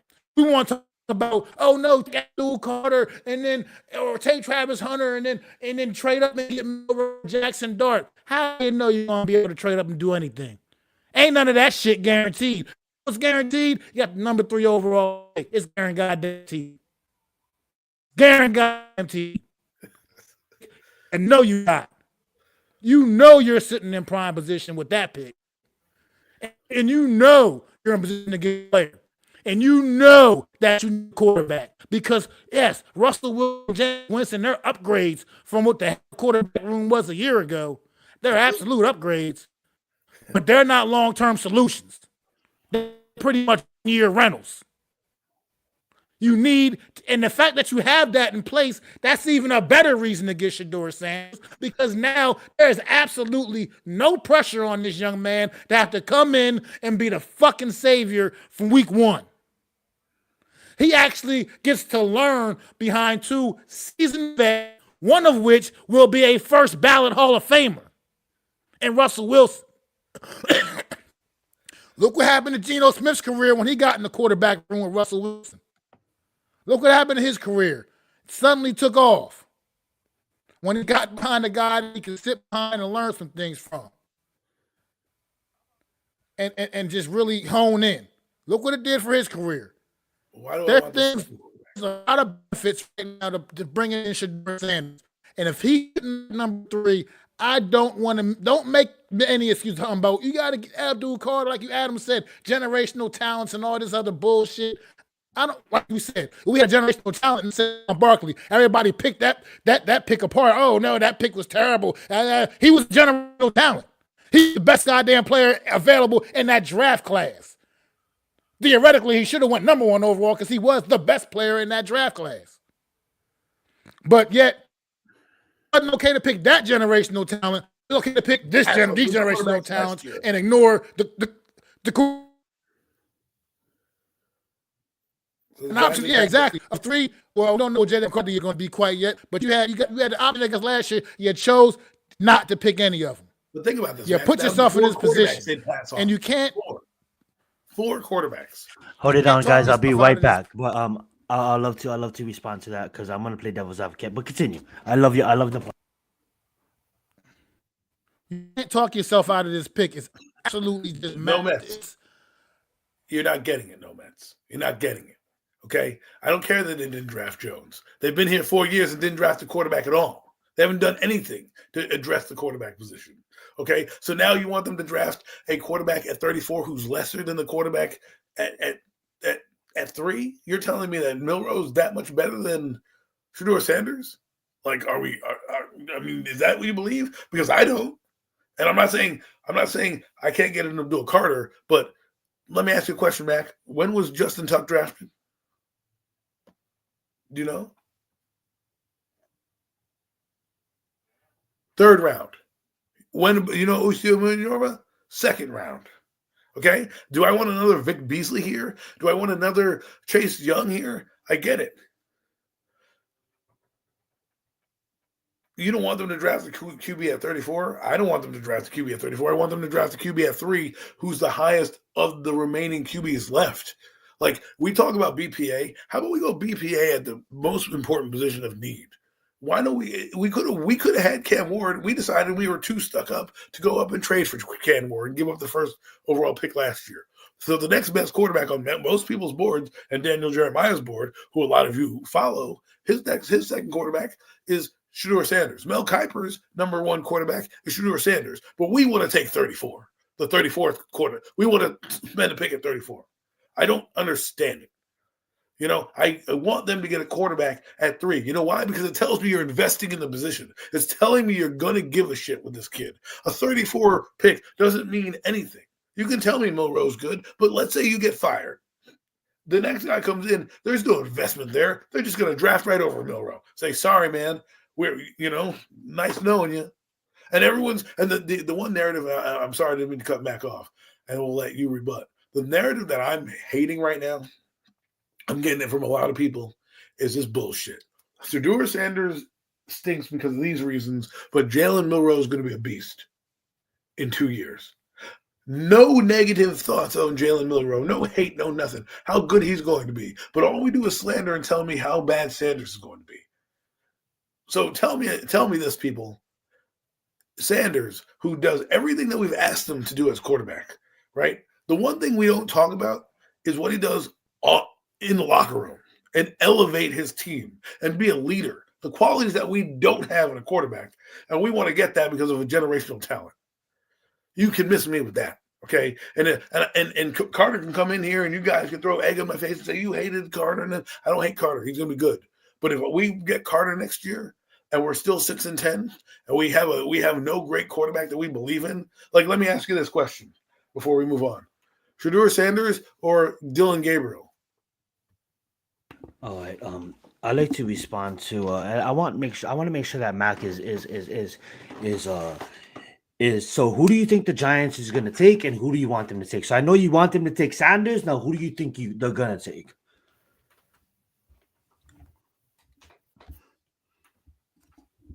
Mac, you here?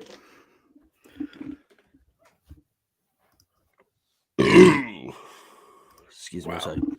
I meant to mute my mic, but accidentally mute my. Well, it's not that all the experts are wrong. They flip flops for some reason. I don't know what it is. Adam, let me give my thoughts on that. Because me and you talk on the phone, you kind of know where I'm feeling on it, and you kind of know how I jump ship in recent weeks. This is the way I feel on it. I'm not no expert. I'm certainly not no expert. But I certainly love watching prospects, should I say. All right. We have a kid right now, and let me just start it off by saying we have a kid right now on Mayava on SC right now that played in Hawaii, that just transferred over, played in California, and then now is playing on SC, and I think he's gonna be a dog.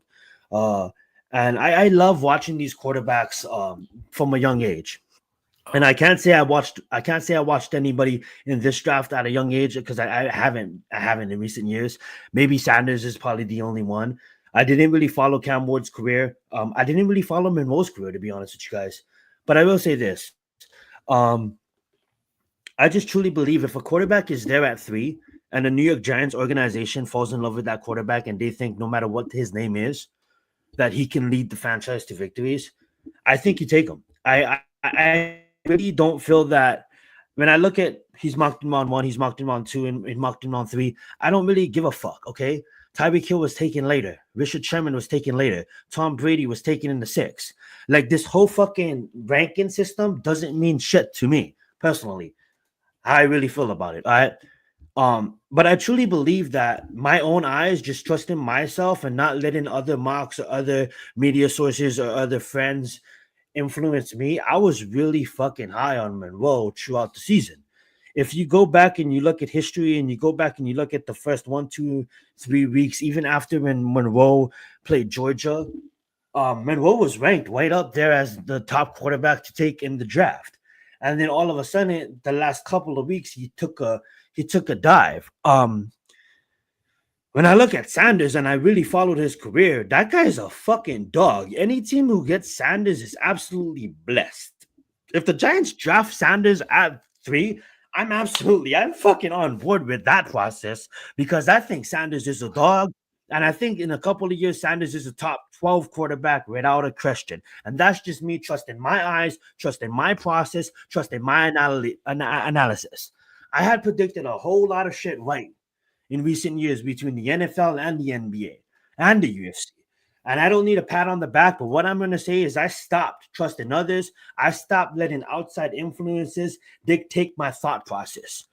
And I was really fucking high on Sanders until I realized that as much as I love the Giants, I don't think that this coaching staff is as high as we think they are on Sanders. And if you ask me who is the better prospects there, this is when I truly jumped the ship. I really am high on Travis Hunter. I think Travis Hunter is a generation, once in a lifetime kind of player, and I don't give a fuck if you don't have. I heard a lot of people say we don't know where we're gonna fit. I don't care. Travis Hunter can play on offense and defense, and he can fit in when he fits in. And when you look at Abdul Carter, he definitely is looking like he's gonna be a stud. Now hopefully Matt can make his way back to the show. I know he's having some connectivity problems, but I know that Abdul Carter is definitely a person that just speaks Giants culture. But like Adam brought up earlier, like Mac brought up earlier, you can't really judge. You don't see Aaron Donald with the Super Bowl championship before Matthew Stafford got there. Luke Kuechly, as great as he was, Myles Garrett, there's a lot that played at that position that didn't really seal it, because the quarterback is the most important position. I know I'm kind of ranting on, but it's all going to come back around. Let me jump back up here real quick. You good. I'll let you continue your point, because you was in the middle of your point. I'll let you continue, and then I'll continue mine. Go right ahead, Mac. Oh, and I'm sorry for internet technical issues. Internet's kind of on the fritz right now a little bit over here. But I'm sorry about that. I had to restart my computer. But I just don't. You said I don't think the experts could be wrong about Shedeur. See, here's the problem. They're the so-called experts. Our eyes all work too, man. We're all football guys too. My opinion to me is just only difference between my opinion and their opinion is they get paid to speak their opinions. Look, Shedeur Sanders can play football. I knew Russell Wilson could play football coming out of college. He was the 3rd round pick. People were talking all this shit about he was too small to do this and do that and do this. I knew what Russell Wilson brought to the table, and I knew he was going to be a great quarterback in the league. I knew Drew Brees was going to be great in the league. Falling to the 2nd round, that's a goddamn disgrace for one of the all-time leading passers. That's a disgrace. All the teams just passed up on a Drew Brees because the experts said, oh no, he's too small to do this. He's not going to have success. These are the things these experts were saying about guys like that coming out. So to me, they're just guys speaking an opinion. We're all experts in our own right. We all, have our own opinions about this whole thing, this whole situation. And to me, when I watch Shedeur Sanders play, I watch a guy that is an absolute leader. Let's not act like Colorado was some kind of juggernaut of a team that was just okay in the Shedeur Sanders watch. They're not that great of a a lot of their success was predicated on the play of Shedeur Sanders. I mean, let's face it. This guy made the success, a lot of success they had. I know Travis Hunter got all the big accolades and everything, a superstar, dynamic player, but Shedeur Sanders, a lot of what made Colorado's successful and elevated. Colorado was getting a guy like Shador in there and having a guy like that leading their offense, man. I mean, I love to that. me, like Adam said, this guy was the top rated quarterback, and now we want to talk about just because because he's confident in his abilities and he speaks that publicly, he doesn't shy away from it. He is his father's son. I mean, let's face it, that's who raised him. He's going to be a confident young man. He's supposed to be confident. He's supposed to believe in yourself.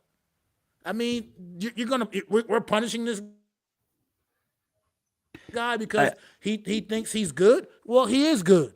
And the New York Giants pass up on him, it's going to be a mistake. You're going to watch him go somewhere and light the league up, and then all you're going to hear from New York Giants fans is, "Oh, we should have took Shador. We could have got him. Well, I guess we messed that one up too." We've been messing it up for too long now. Let's get it right, or at least make an effort to get it right. That's where I understand the frustration, and I hope that after this you don't really need to, but if you go rewind my take when you guys having that connectivity issues, I totally agree where you and Adam's coming from, and I was right there on that. Sanders, whatever team takes him, they're gonna have a fucking great quarterback years to come. Definitely could jump into the top 12 in the next couple of years. If the Giants draft him as 3, if he's there at 3 and we take him, I'm gonna be absolutely happy because I was right there. I was right on that train. What I will say on that though is to wrap up my point, to land the plane, and we can have an open discussion about this whole thing and get into a draft and wrap it up, because I know it's kind of going extended, and I know we kind of dragged the NBA on, so I will apologize for that. But what I will say is, Mac brought up a good point that I brought up at the beginning of my take. Like I've been, you have to look at every outside criticism, outside noise, the media, people that get paid professional. I never been a Call of Duty professional player, but put me on the sticks against anybody, I damn near sure I can hold my own. Never got paid for it, but I can hold my own. My point being is, I'm not getting paid for this, but it doesn't mean that Adam's eyes is just not as good as the people in the league. Mac's eyes is just no. They don't just get, you know what I'm saying? So that's an excellent point that we both brought up. And my point being is, when I look at the Giants, when I look at the position that they're in, if the quarterback had to start right now, day one, I think without a question, you have to take Sanders. You have to take it because Sanders is ready right now. I'm not gonna sit up here and I'm not gonna knock him game. I'm not gonna dismiss a lot of bullshit that's been going on in the media, because the kid is a baller and he can play football. The one thing that has me concerned is he holds on to the football a little bit too long, but that can be fixed. That causes a lot of sacks. We've seen Andrew Luck do it, even though Andrew Luck was great. He held on to the football for too long. And with a not so great O-line, that kind of causes problems. But that can be fixed. And Sanders, a year under Wilson, a year under fucking Winston, is absolutely dominating. Okay, dominating, coming out firing. But then when I look at it and I see how the NFL game is played, I look at it as Sanders is more of a pocket passer. Now, I'm not going to reach for any quarterback, but when you look at in recent years, and if you look at quarterbacks that succeeding, it's quarterbacks that can gain the first down with their legs, or either that or your football better be prime accuracy. To answer your question, for me, not to answer nobody's question right now, but for me, when I look at the NFL game and I look at the college game, and I'm not going to knock Sanders' career, because I'm not going to sit up here and say Colorado had a easy schedule, because they didn't, because he turned fucking programs around. Okay, he turned his high school program around, he turned Jacksonville State around, he turned Colorado State around. Nobody cared about, not Colorado State, but Colorado around. Nobody cared about fucking Colorado. Then all of a sudden, Colorado is on ESPN because of Sanders and his boys. That being said, though, I really, for myself, truly, not anybody else, but for myself, I really take top 25, top competition in college good, because if you can beat top 25 teams, that is a preview to what you're going to face every single Sunday in the NFL. To answer your question, Mac, Josh Allen is 4-5 against top 25 teams. Josh Allen, his career at Wyoming, did play top 25 teams, and he's 4-5. He got eliminated against the playoffs against LSU, but that was against toughest competition with a way better roster. Colorado had nobody outside of Travis Hunter, Jay Horn, Sanders, and who else, right? So he's not like he's playing at Alabama like Jalen Monroe, and he has the who's who and a top 10 offensive line and next generation players that's gonna probably be playing on Sunday. But what I will say to wrap up this plane, to land this plane, is what Monroe has, you cannot teach. And a quarterback just won the Super Bowl with his legs. And obviously, Berkeley was the piece to top it off. But the mobility that Monroe has, you can't teach. And I think the Giants are flying back to Colorado, and they really flew back to Colorado because they want to absolutely double check if they're sure that they are going to take Sanders at 3. And when you have Russell Wilson and you have Winston in the position, and you have Horseman in at Texas, you have Carson Beck at Miami, you have Nico that just is probably is definitely gonna transfer out of Tennessee of what's been going on, probably gonna go down to UNLV. So you have Nico at UNLV, you have Nussmeier at LSU, and you have Stillers at South Carolina. And those for me are the top 5 coming out next year, unless another quarterback comes out of nowhere. We are not in a position to play gamble with fucking quarterback. But if you tell me you have Monroe, or you have Jackson Dort, or you have Will Howard, or you have someone, and if you do, because what I think is happening is they're thinking Abdul Carter at 3. I really think that's happening. And I think they're trying to push it. I'm going to let you guys rebuttal. I think they're going to push it down the road because I feel that they went back to Colorado to know for sure. Is Sanders really him? Because if the Giants are on the clock and they have Abdul Carter there and they have Sanders there, I don't really know what. That's why I think they flew back to really punch it. If they take Sanders, I'll absolutely be happy. But those quarterbacks in the second, that's probably going to be there. You're probably going to have to trade up for Jackson Dort. You're probably going to have to trade up for Monroe on draft night. He's probably going to be taken in the first. But I truly feel that Sanders is probably going to be there, but I don't know how they feel about Abdul Carter. So to answer your question, I honestly want, if it was up to me, I'm taking Travis Hunter over everybody, but the Browns are taking him, and I don't think he's going to be there. And I actually marked Hunter as number 1 player in the draft, Abdul Carter as number 2 player in the draft, and I ranked Sanders as probably around 35 to 40, and I'll make Monroe around 40 to 45. So if I was the Giants, I'm taking Hunter. If the Hunter's not there, I'm taking Abdul Carter, and I'm coming back, and I'm trading assets to get back and grab a Jackson Dort or grab a Monroe. And that's not gambling in the future, because if that doesn't work out, I have James Winston as my backup, and I can go out there and I can draft a quarterback in the top 2 rounds of next year's draft. That's either going to be a Nico at UCLA, see how he does, or it's going to be a person back at Miami. That's it. Everything is always next That's year. it. What about the present? Why is everything next year? Why is it the always present we is can a do Jackson this next Dort, year? We can do this a next Monroe year. to sit under. And honestly, what I think, to wrap up my point and pass the mic back to you guys, what I think the Giants are going to take is, I think the Giants are probably going to take Abdul Carter. And as much as that sounds weird, I honestly don't see Joe Shane passing up on Abdul Carter if Abdul Carter is there. And I think this is my thought process, and I just think to get into Dabo's mind, I think Dabo really likes Monroe, but he's not admitting it to the public. I really think that. But yeah, I'll let you guys go. 2 things quickly. One, Look, everyone was mocking Monroe to the Giants. Well, guess what? Some other team's going to pick Monroe because they know if the Giants are there, they're going to pick him. So why are you going to telegraph your pick? That's 1. 2, I'm going to ask you this question. If I told you C.J. Stroud was in this draft, and it was C.J. Stroud and Abdul Carter, who are you taking? Abdul Carter. Even though you know C.J. Stroud is getting you the playoffs. I didn't know C.J. Stroud was. You can't do that at the time of the draft. Who's the better prospect? Abdul Carter. If Sanders was coming out this year, but that's the point. You're basing it on. Let me just say this. For me, if Sanders was coming out this last year, he'll be 4th as my quarterbacks. I was high on Monroe.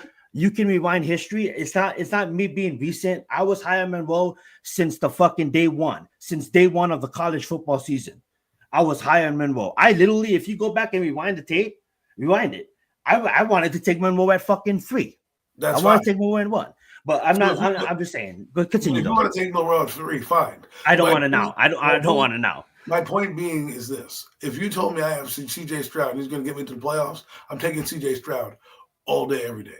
Now, they had their cake and they ate it too. They went up and got Willie Anderson. Okay, but they got the quarterback first. They weren't sure they were getting Willie Anderson. I'd rather do that, get Shedeur and trade up and go get your guy. But the Giants didn't do that. Why? Because they didn't trade assets when they could have traded players to go up and get assets. Now, this is what I hear, and this is the same logic I hear all the time. I'm not going to take one guy at 3, but I'm going to give up future assets to come up and get a guy who's less of talent in the second in the first round. So I could have had Shedeur Sanders, but instead I'm going to try to get Sanders and Carter. Can I just rebuttal to that? You see, I respect that point, but for me, from my thought process, I honestly think this is my for real thoughts here. I'm not trying to get clout. This is from my for real thoughts. I honestly don't truly believe that Monroe's talent is that far off as Sanders' talent. When you see a quarterback go on the road and beat Georgia at home, when Georgia's at home, when you see a quarterback go against the top of the cream of the crop. But here's the thing. I'm not trying to diss Sanders. I'm not one of those fans that doesn't come in with knowledge. I love Sanders. I think Sanders is going to be great. I just said that Sanders is going to be a top 12 quarterback in the next couple of years. But I truly believe that Monroe, under the right system, can be a top 12 quarterback in under 2 years. I don't have Sanders in Monroe. There it is. There's the caveat. There's the caveat. In under 2, in under 1, in under whenever he gets destroyed. So if I just told you real fast, I'll end it and I'll pass it back. I just told you if the quarterback had to start right now today, if Russell Wilson wasn't on roster, Sanders is by all means gonna blow Monroe out of the fucking road because Monroe needs time to adjust his stance, to fix his accuracy, and fix his deep ball, and fix a lot of other shit. And it all starts with his stance. But if you tell me that Monroe, under a year, under Russell Wilson and James Winston, can't develop accuracy, you're out of your fucking mind because not you, Adam, but I'm just saying media. Because Monroe is doing shit that is not, you can't teach. Monroe is taking it in 30 yards out that you can't teach. Why can't you do it? Sanders can't move like Monroe. That's why. I don't care about that because you know why I don't care about that? I do because the NFL is about that. I do because the NFL is about mobile quarterbacks. I do because Monroe can take it for 50. He's not a mobile quarterback, but he's not a statue. He's not a fucking statue. By all means. I'm not. That's what I'm saying. I don't want you guys to think that I'm up here dissing Sanders because Sanders is a dog. But I just think that Monroe can be a dog, and he doesn't have to start I'm trying to explain to you, and what I'm trying to explain to you, and what is everyone's getting caught up on the what he could be in 2 years. My thought process is if you have that same thought process for Monroe, then why don't you have that same thought process for Sanders? Because not everybody coming in and starting right away, right? That's not going to happen with either quarterback. All I'm saying is the love affair that you have with Jalen Monroe is fine. Love him, right? But to me, I'm not looking at Monroe the same way as I'm looking at Sanders, and I'm not worried about he doesn't run this. Man, Joe Burrow doesn't run fucking RPO. Joe Burrow fucking almost was the MVP of the league last year. See what he did on that team? But Joe Burrow has the who's who at fucking receiver. Like let's be honest, and he has a running back. Let's not. We got Malik Neighbors at receiver. A dog. Absolutely. We got a dog. We got a dog. But okay, I watched every single Colorado game this past year, and I watched every single Alabama game this past year, and I'm not trying to flex my college football knowledge. All I'm trying to say is I look at them pretty even. So if you have a generation player with Abdul Carter and Travis Hunter, true mocked as number 1 and number 2, and you're gonna go if you love your quarterback and the Giants take Sanders because they love him, I absolutely am on board. Sign me the fuck up. Let me sign my signature. I agree. Let's fucking ride because Sanders is a dog. But for me personally, I would rather take the true value there at number 3, which I honestly think on God that the Giants will do because we have Russell Wilson. In previous years, we never had Russell Wilson. I'm not saying hold up. I'm not trying to win a fucking Super Bowl this year. I'm not trying to make the playoffs this year. I give a fuck about this year. This year is a foundation for the future. So if you're trying to win this year, I'm not. And it starts with getting your quarterback. It starts with getting your quarterback. But I just kind of feel it starts with getting the quarterback. You're not building anything if you don't have a quarterback in place. You don't. You're not building shit. You're just adding all this stuff here and there and there and there. You guys won 4 teams in 4 years. Okay. Long story short, without a quarterback. You guys, but what I'm trying to say is the Sanders train that's going right now is moving so fast that nobody values any other position but Sanders. Right now, it's Sanders or fucking we're gonna choke. So it's like we have options in the second. We have options, guys.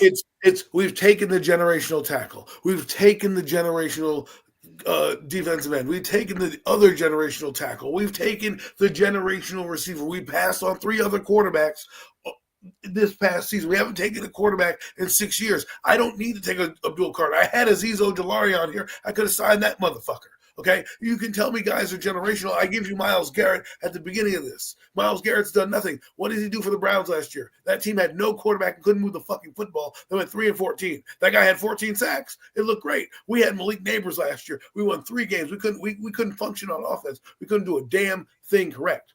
So, yeah, we're going to have Russell Wilson this year, and that's why I'm saying you get Shedeur Sanders in here, because why am I not going to take the best available player at the position I need the most? Not a low-hanging fruit in Abdul Carter. I can get a guy who's been good. I told you about Justin Tuck, Osi Umenyiora, and guys like that who have been good in the second and third rounds. There's guys that have been honestly, man, I honestly don't value Sanders at 3. If they love him, they take Sanders, take him at 3. I'm on board. But see, you're talking, you know what I'm saying? It's like the value of the quarterback is bigger than the value that you're drafting him at.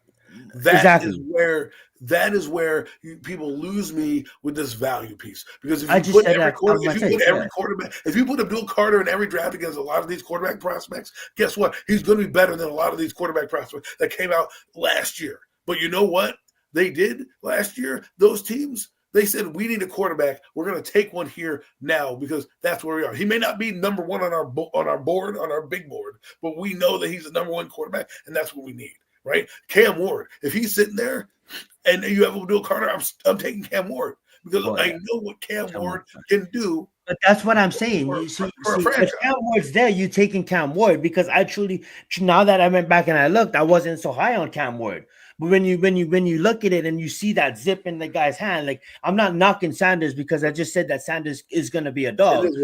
But what I say is I think we're so key focused on Sanders that we're knocking Hunter, we're knocking Abdul because we're so desperate. We're not knocking those players. I'm not knocking the methodology. I know what kind of players they are. I know the kind of player that Malik Neighbors was last year. Was I mad that we drafted him? I was mad, but not mad, because I know we got a fucking great player. I knew we got a great player.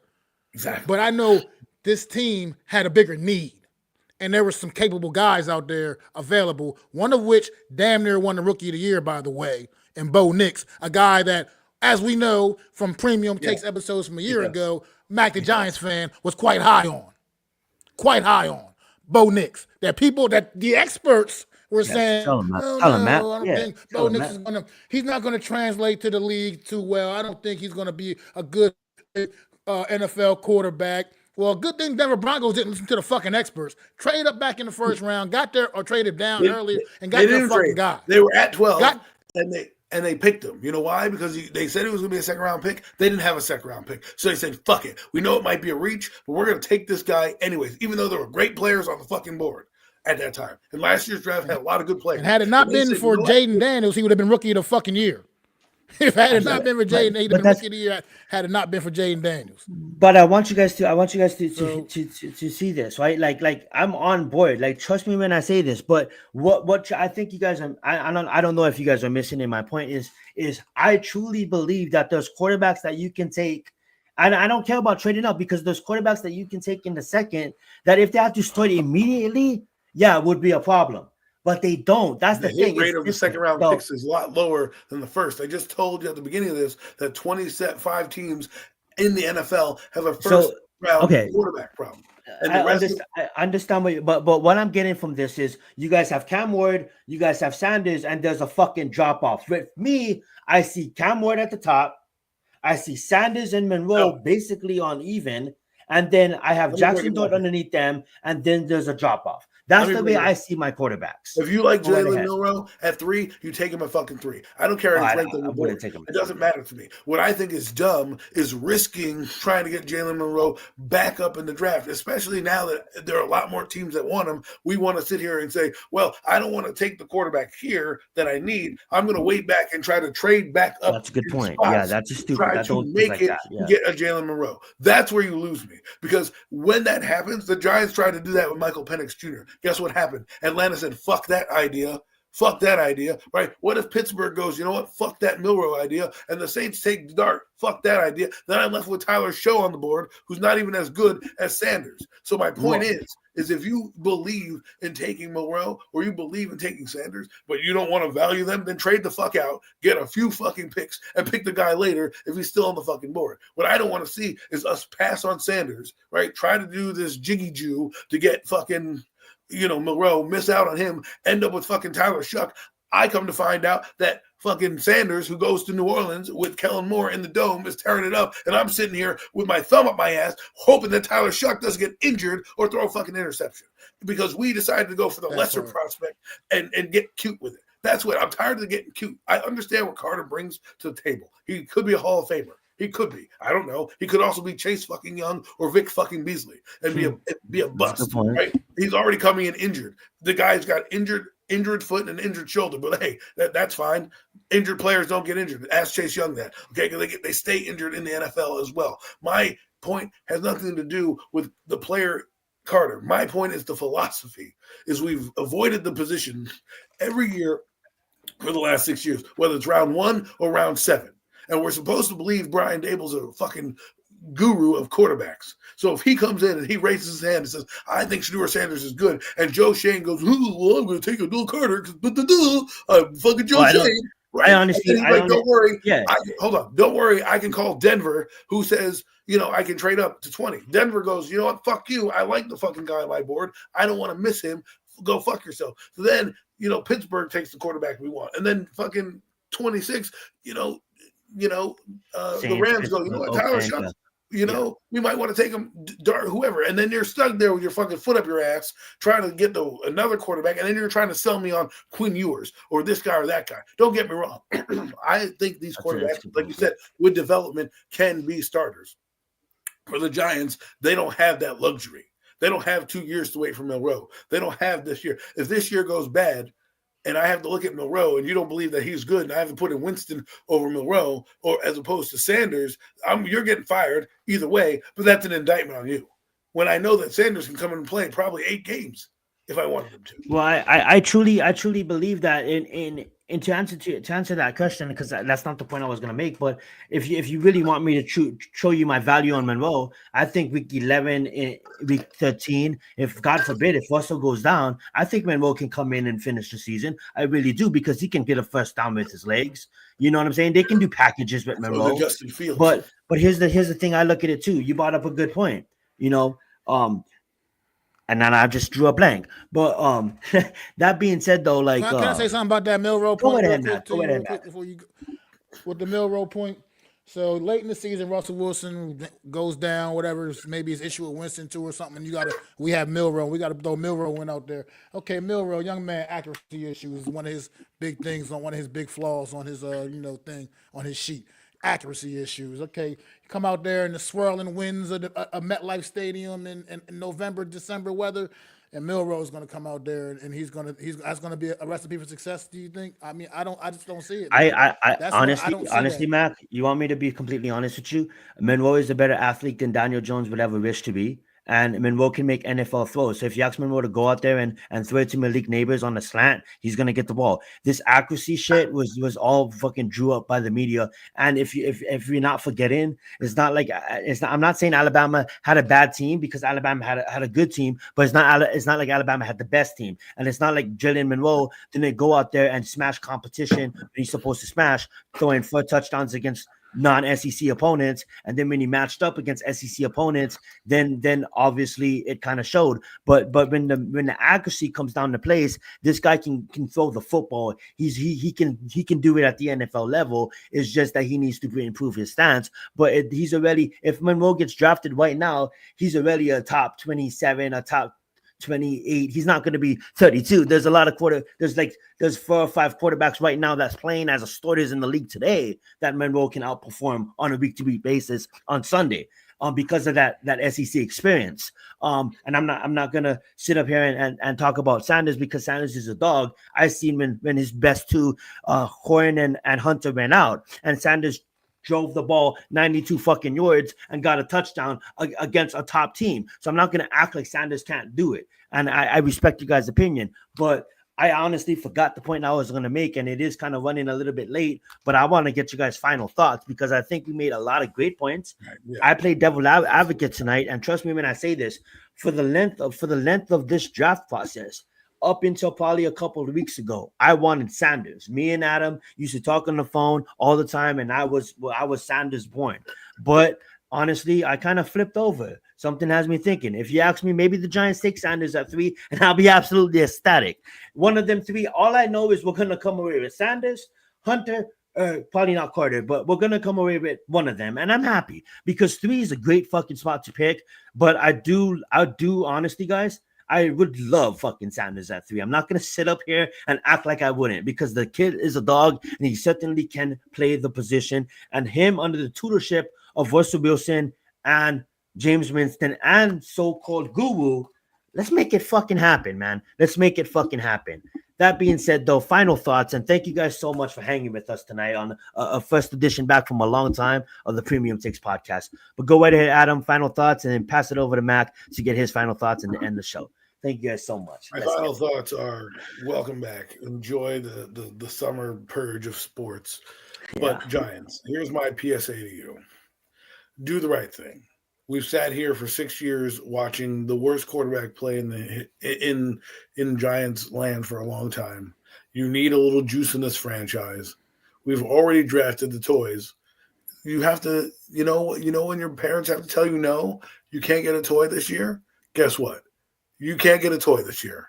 Okay? You have to get what you get and don't get upset at number 3. And that is get Shedeur Sanders, get your quarterback, infuse some life back into this franchise with a little bit of young hope. I like Monroe. I don't want people to think this is an indictment on him. But what I don't like is the fuckery games that we try to play at the position. We want to give up 10 picks to get 1 when we could have just taken 1 pick and worried about Abdul Carter later. A lot of people remember Micah Parsons, so they're having that delusion. I remember Daniel Jones. I still remember Daniel Jones. Heck, Daniel Jones hasn't left my aura because he stinks so badly. And if you think Russell Wilson is going to come in and all of a sudden be gangbusters, I'm sorry to tell you this. He's going to be average. Look at his stats. He's been average. His average is better than the average we've had here, exactly. So it's going to look better. Doesn't mean he's going to be better. He's going to look better. And oh, by the way, he signed a 1-year deal for $10 million. That doesn't stop him from being cut, being traded, or even being benched at some point in the season. Do what you need. He ain't guaranteed to be the starter. Exactly. He ain't guaranteed to be the starter. Winston can mess around and beat his ass out. And beat his ass out. Quarterback comes and he can take Sierra, and they can go. You guys better stop it. There's no way Vincent is made to Russell Wilson on the training camp. Hold on. This was my final moment. All right. Hold on. Let me never have it on Sports Reporter. We forgot the last 5 weeks last season. The injuries was fucking killing the Pittsburgh Steelers. But count out before that 5 weeks, Russell Wilson was on fire. Put some respect on Russell Wilson's name. Not saying he's going to take a steady playoffs, and he's with the New York Giants. He's going to compete against James Winston. He has so much respect for Pittsburgh. He's with the New York Giants. Russell Wilson is our starting quarterback. Stop playing, guys. He's going to compete in training camp against Winston. Stop Pittsburgh playing. Didn't even want him anymore for real. Great job. They didn't even really want him anymore. That's why Brian Dable said that Russell Wilson's going to compete with the 2s. That's why our coach said he was going to compete with the 2s. Russell Wilson's our starting quarterback. Stop playing. And on that note, this is the delusion that our Giant fans have because we've been in quarterback fuckery for the last 6 years. Delusion. Russell Wilson's the better quarterback. A washed-up Russell Wilson and his fucking Sierra wife, and we're like, oh my God, I'm so excited for Mr. Unlimited to be very limited in this fucking offense. And don't tell me he's going to compete with Tommy DeVito. You guys will be out of your mind. Listen, I'm trying to close the show, and go ahead. Anywho, before I flip it to Mac, as I land this plane, because I've hit turbulence with a few other bumps in the road, look me in the eye, Joe Shane.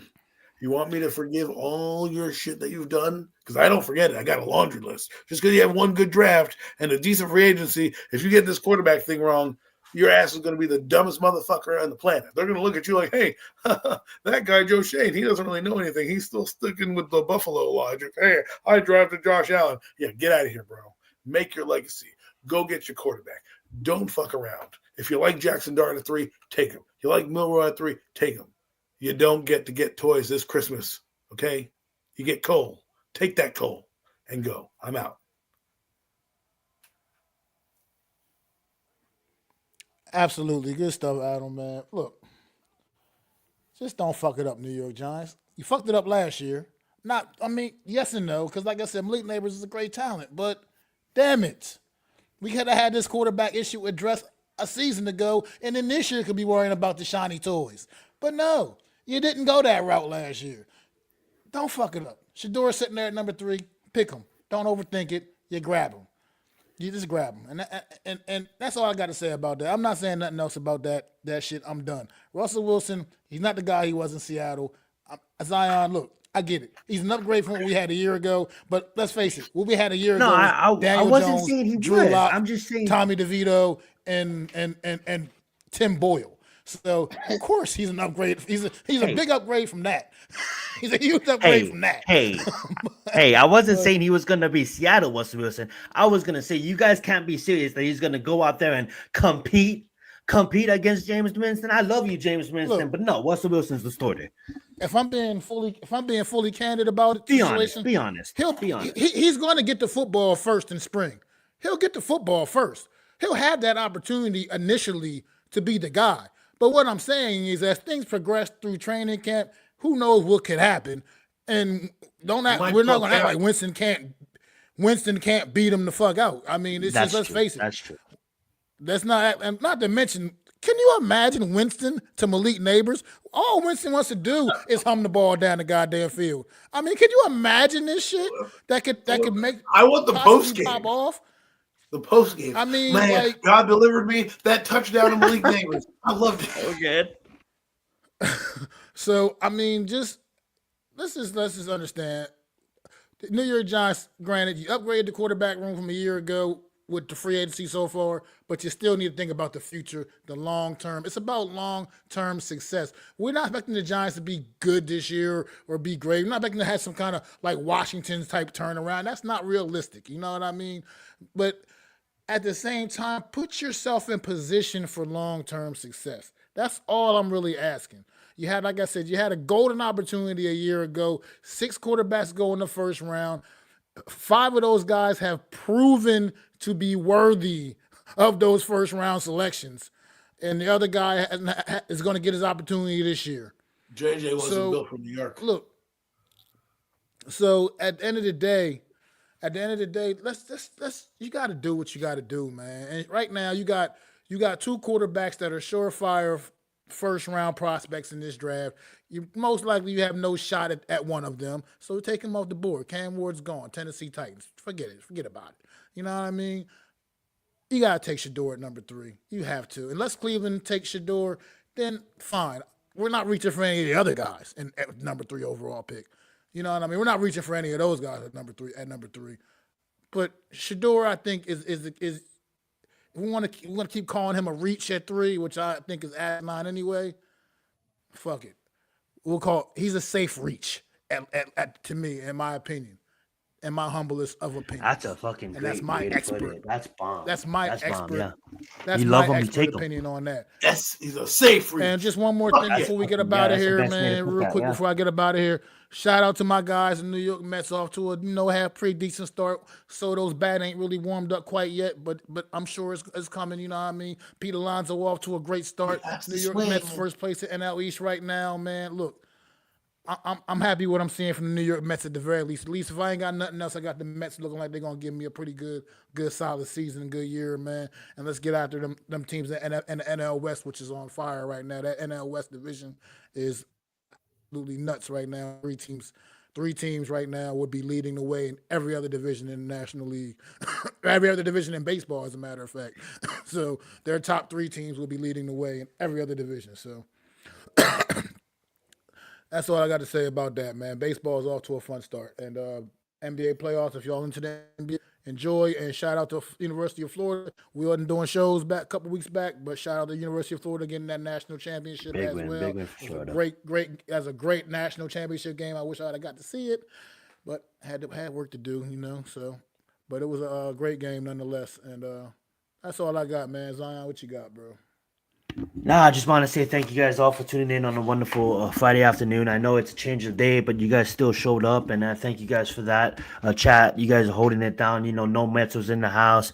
Reality Check was in the house. Maddie stopped in. Captain Raphael, you know what I'm saying? You guys are holding it down for sure. We had Alex in here, Graveyard Daniel. Like, thank you guys so much. And we'll be back on mostly right now. It's going to be Fridays, our mainstay. But if the day changes, we'll let you guys know.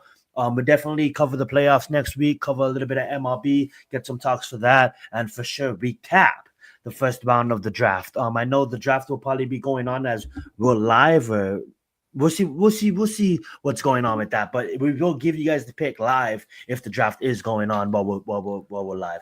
That being said, thank you guys so much for tuning in tonight. Thank you to my co-host for being here as well. Always a great time. We all get our own opinions out there, but we all come back around to have an amazing show. And thank you guys so much for being here. But let's get it back over to you, Mac. Thank you all for tuning in to another edition of the Premium Takes Podcast. I am your guy, Mac the Giants fan, with my guys, the Horseman, Adam Costa, Zion Zenith. Y'all know how we do. Throw them fours up for our guy, NYG Jeffy T, man, the one and only, man. We still love you always and forever, Jeff, man. We back. Premium Takes Friday night, 8 o'clock p.m. Keep it locked. It's your boy, Mac the Giants fan. Hey!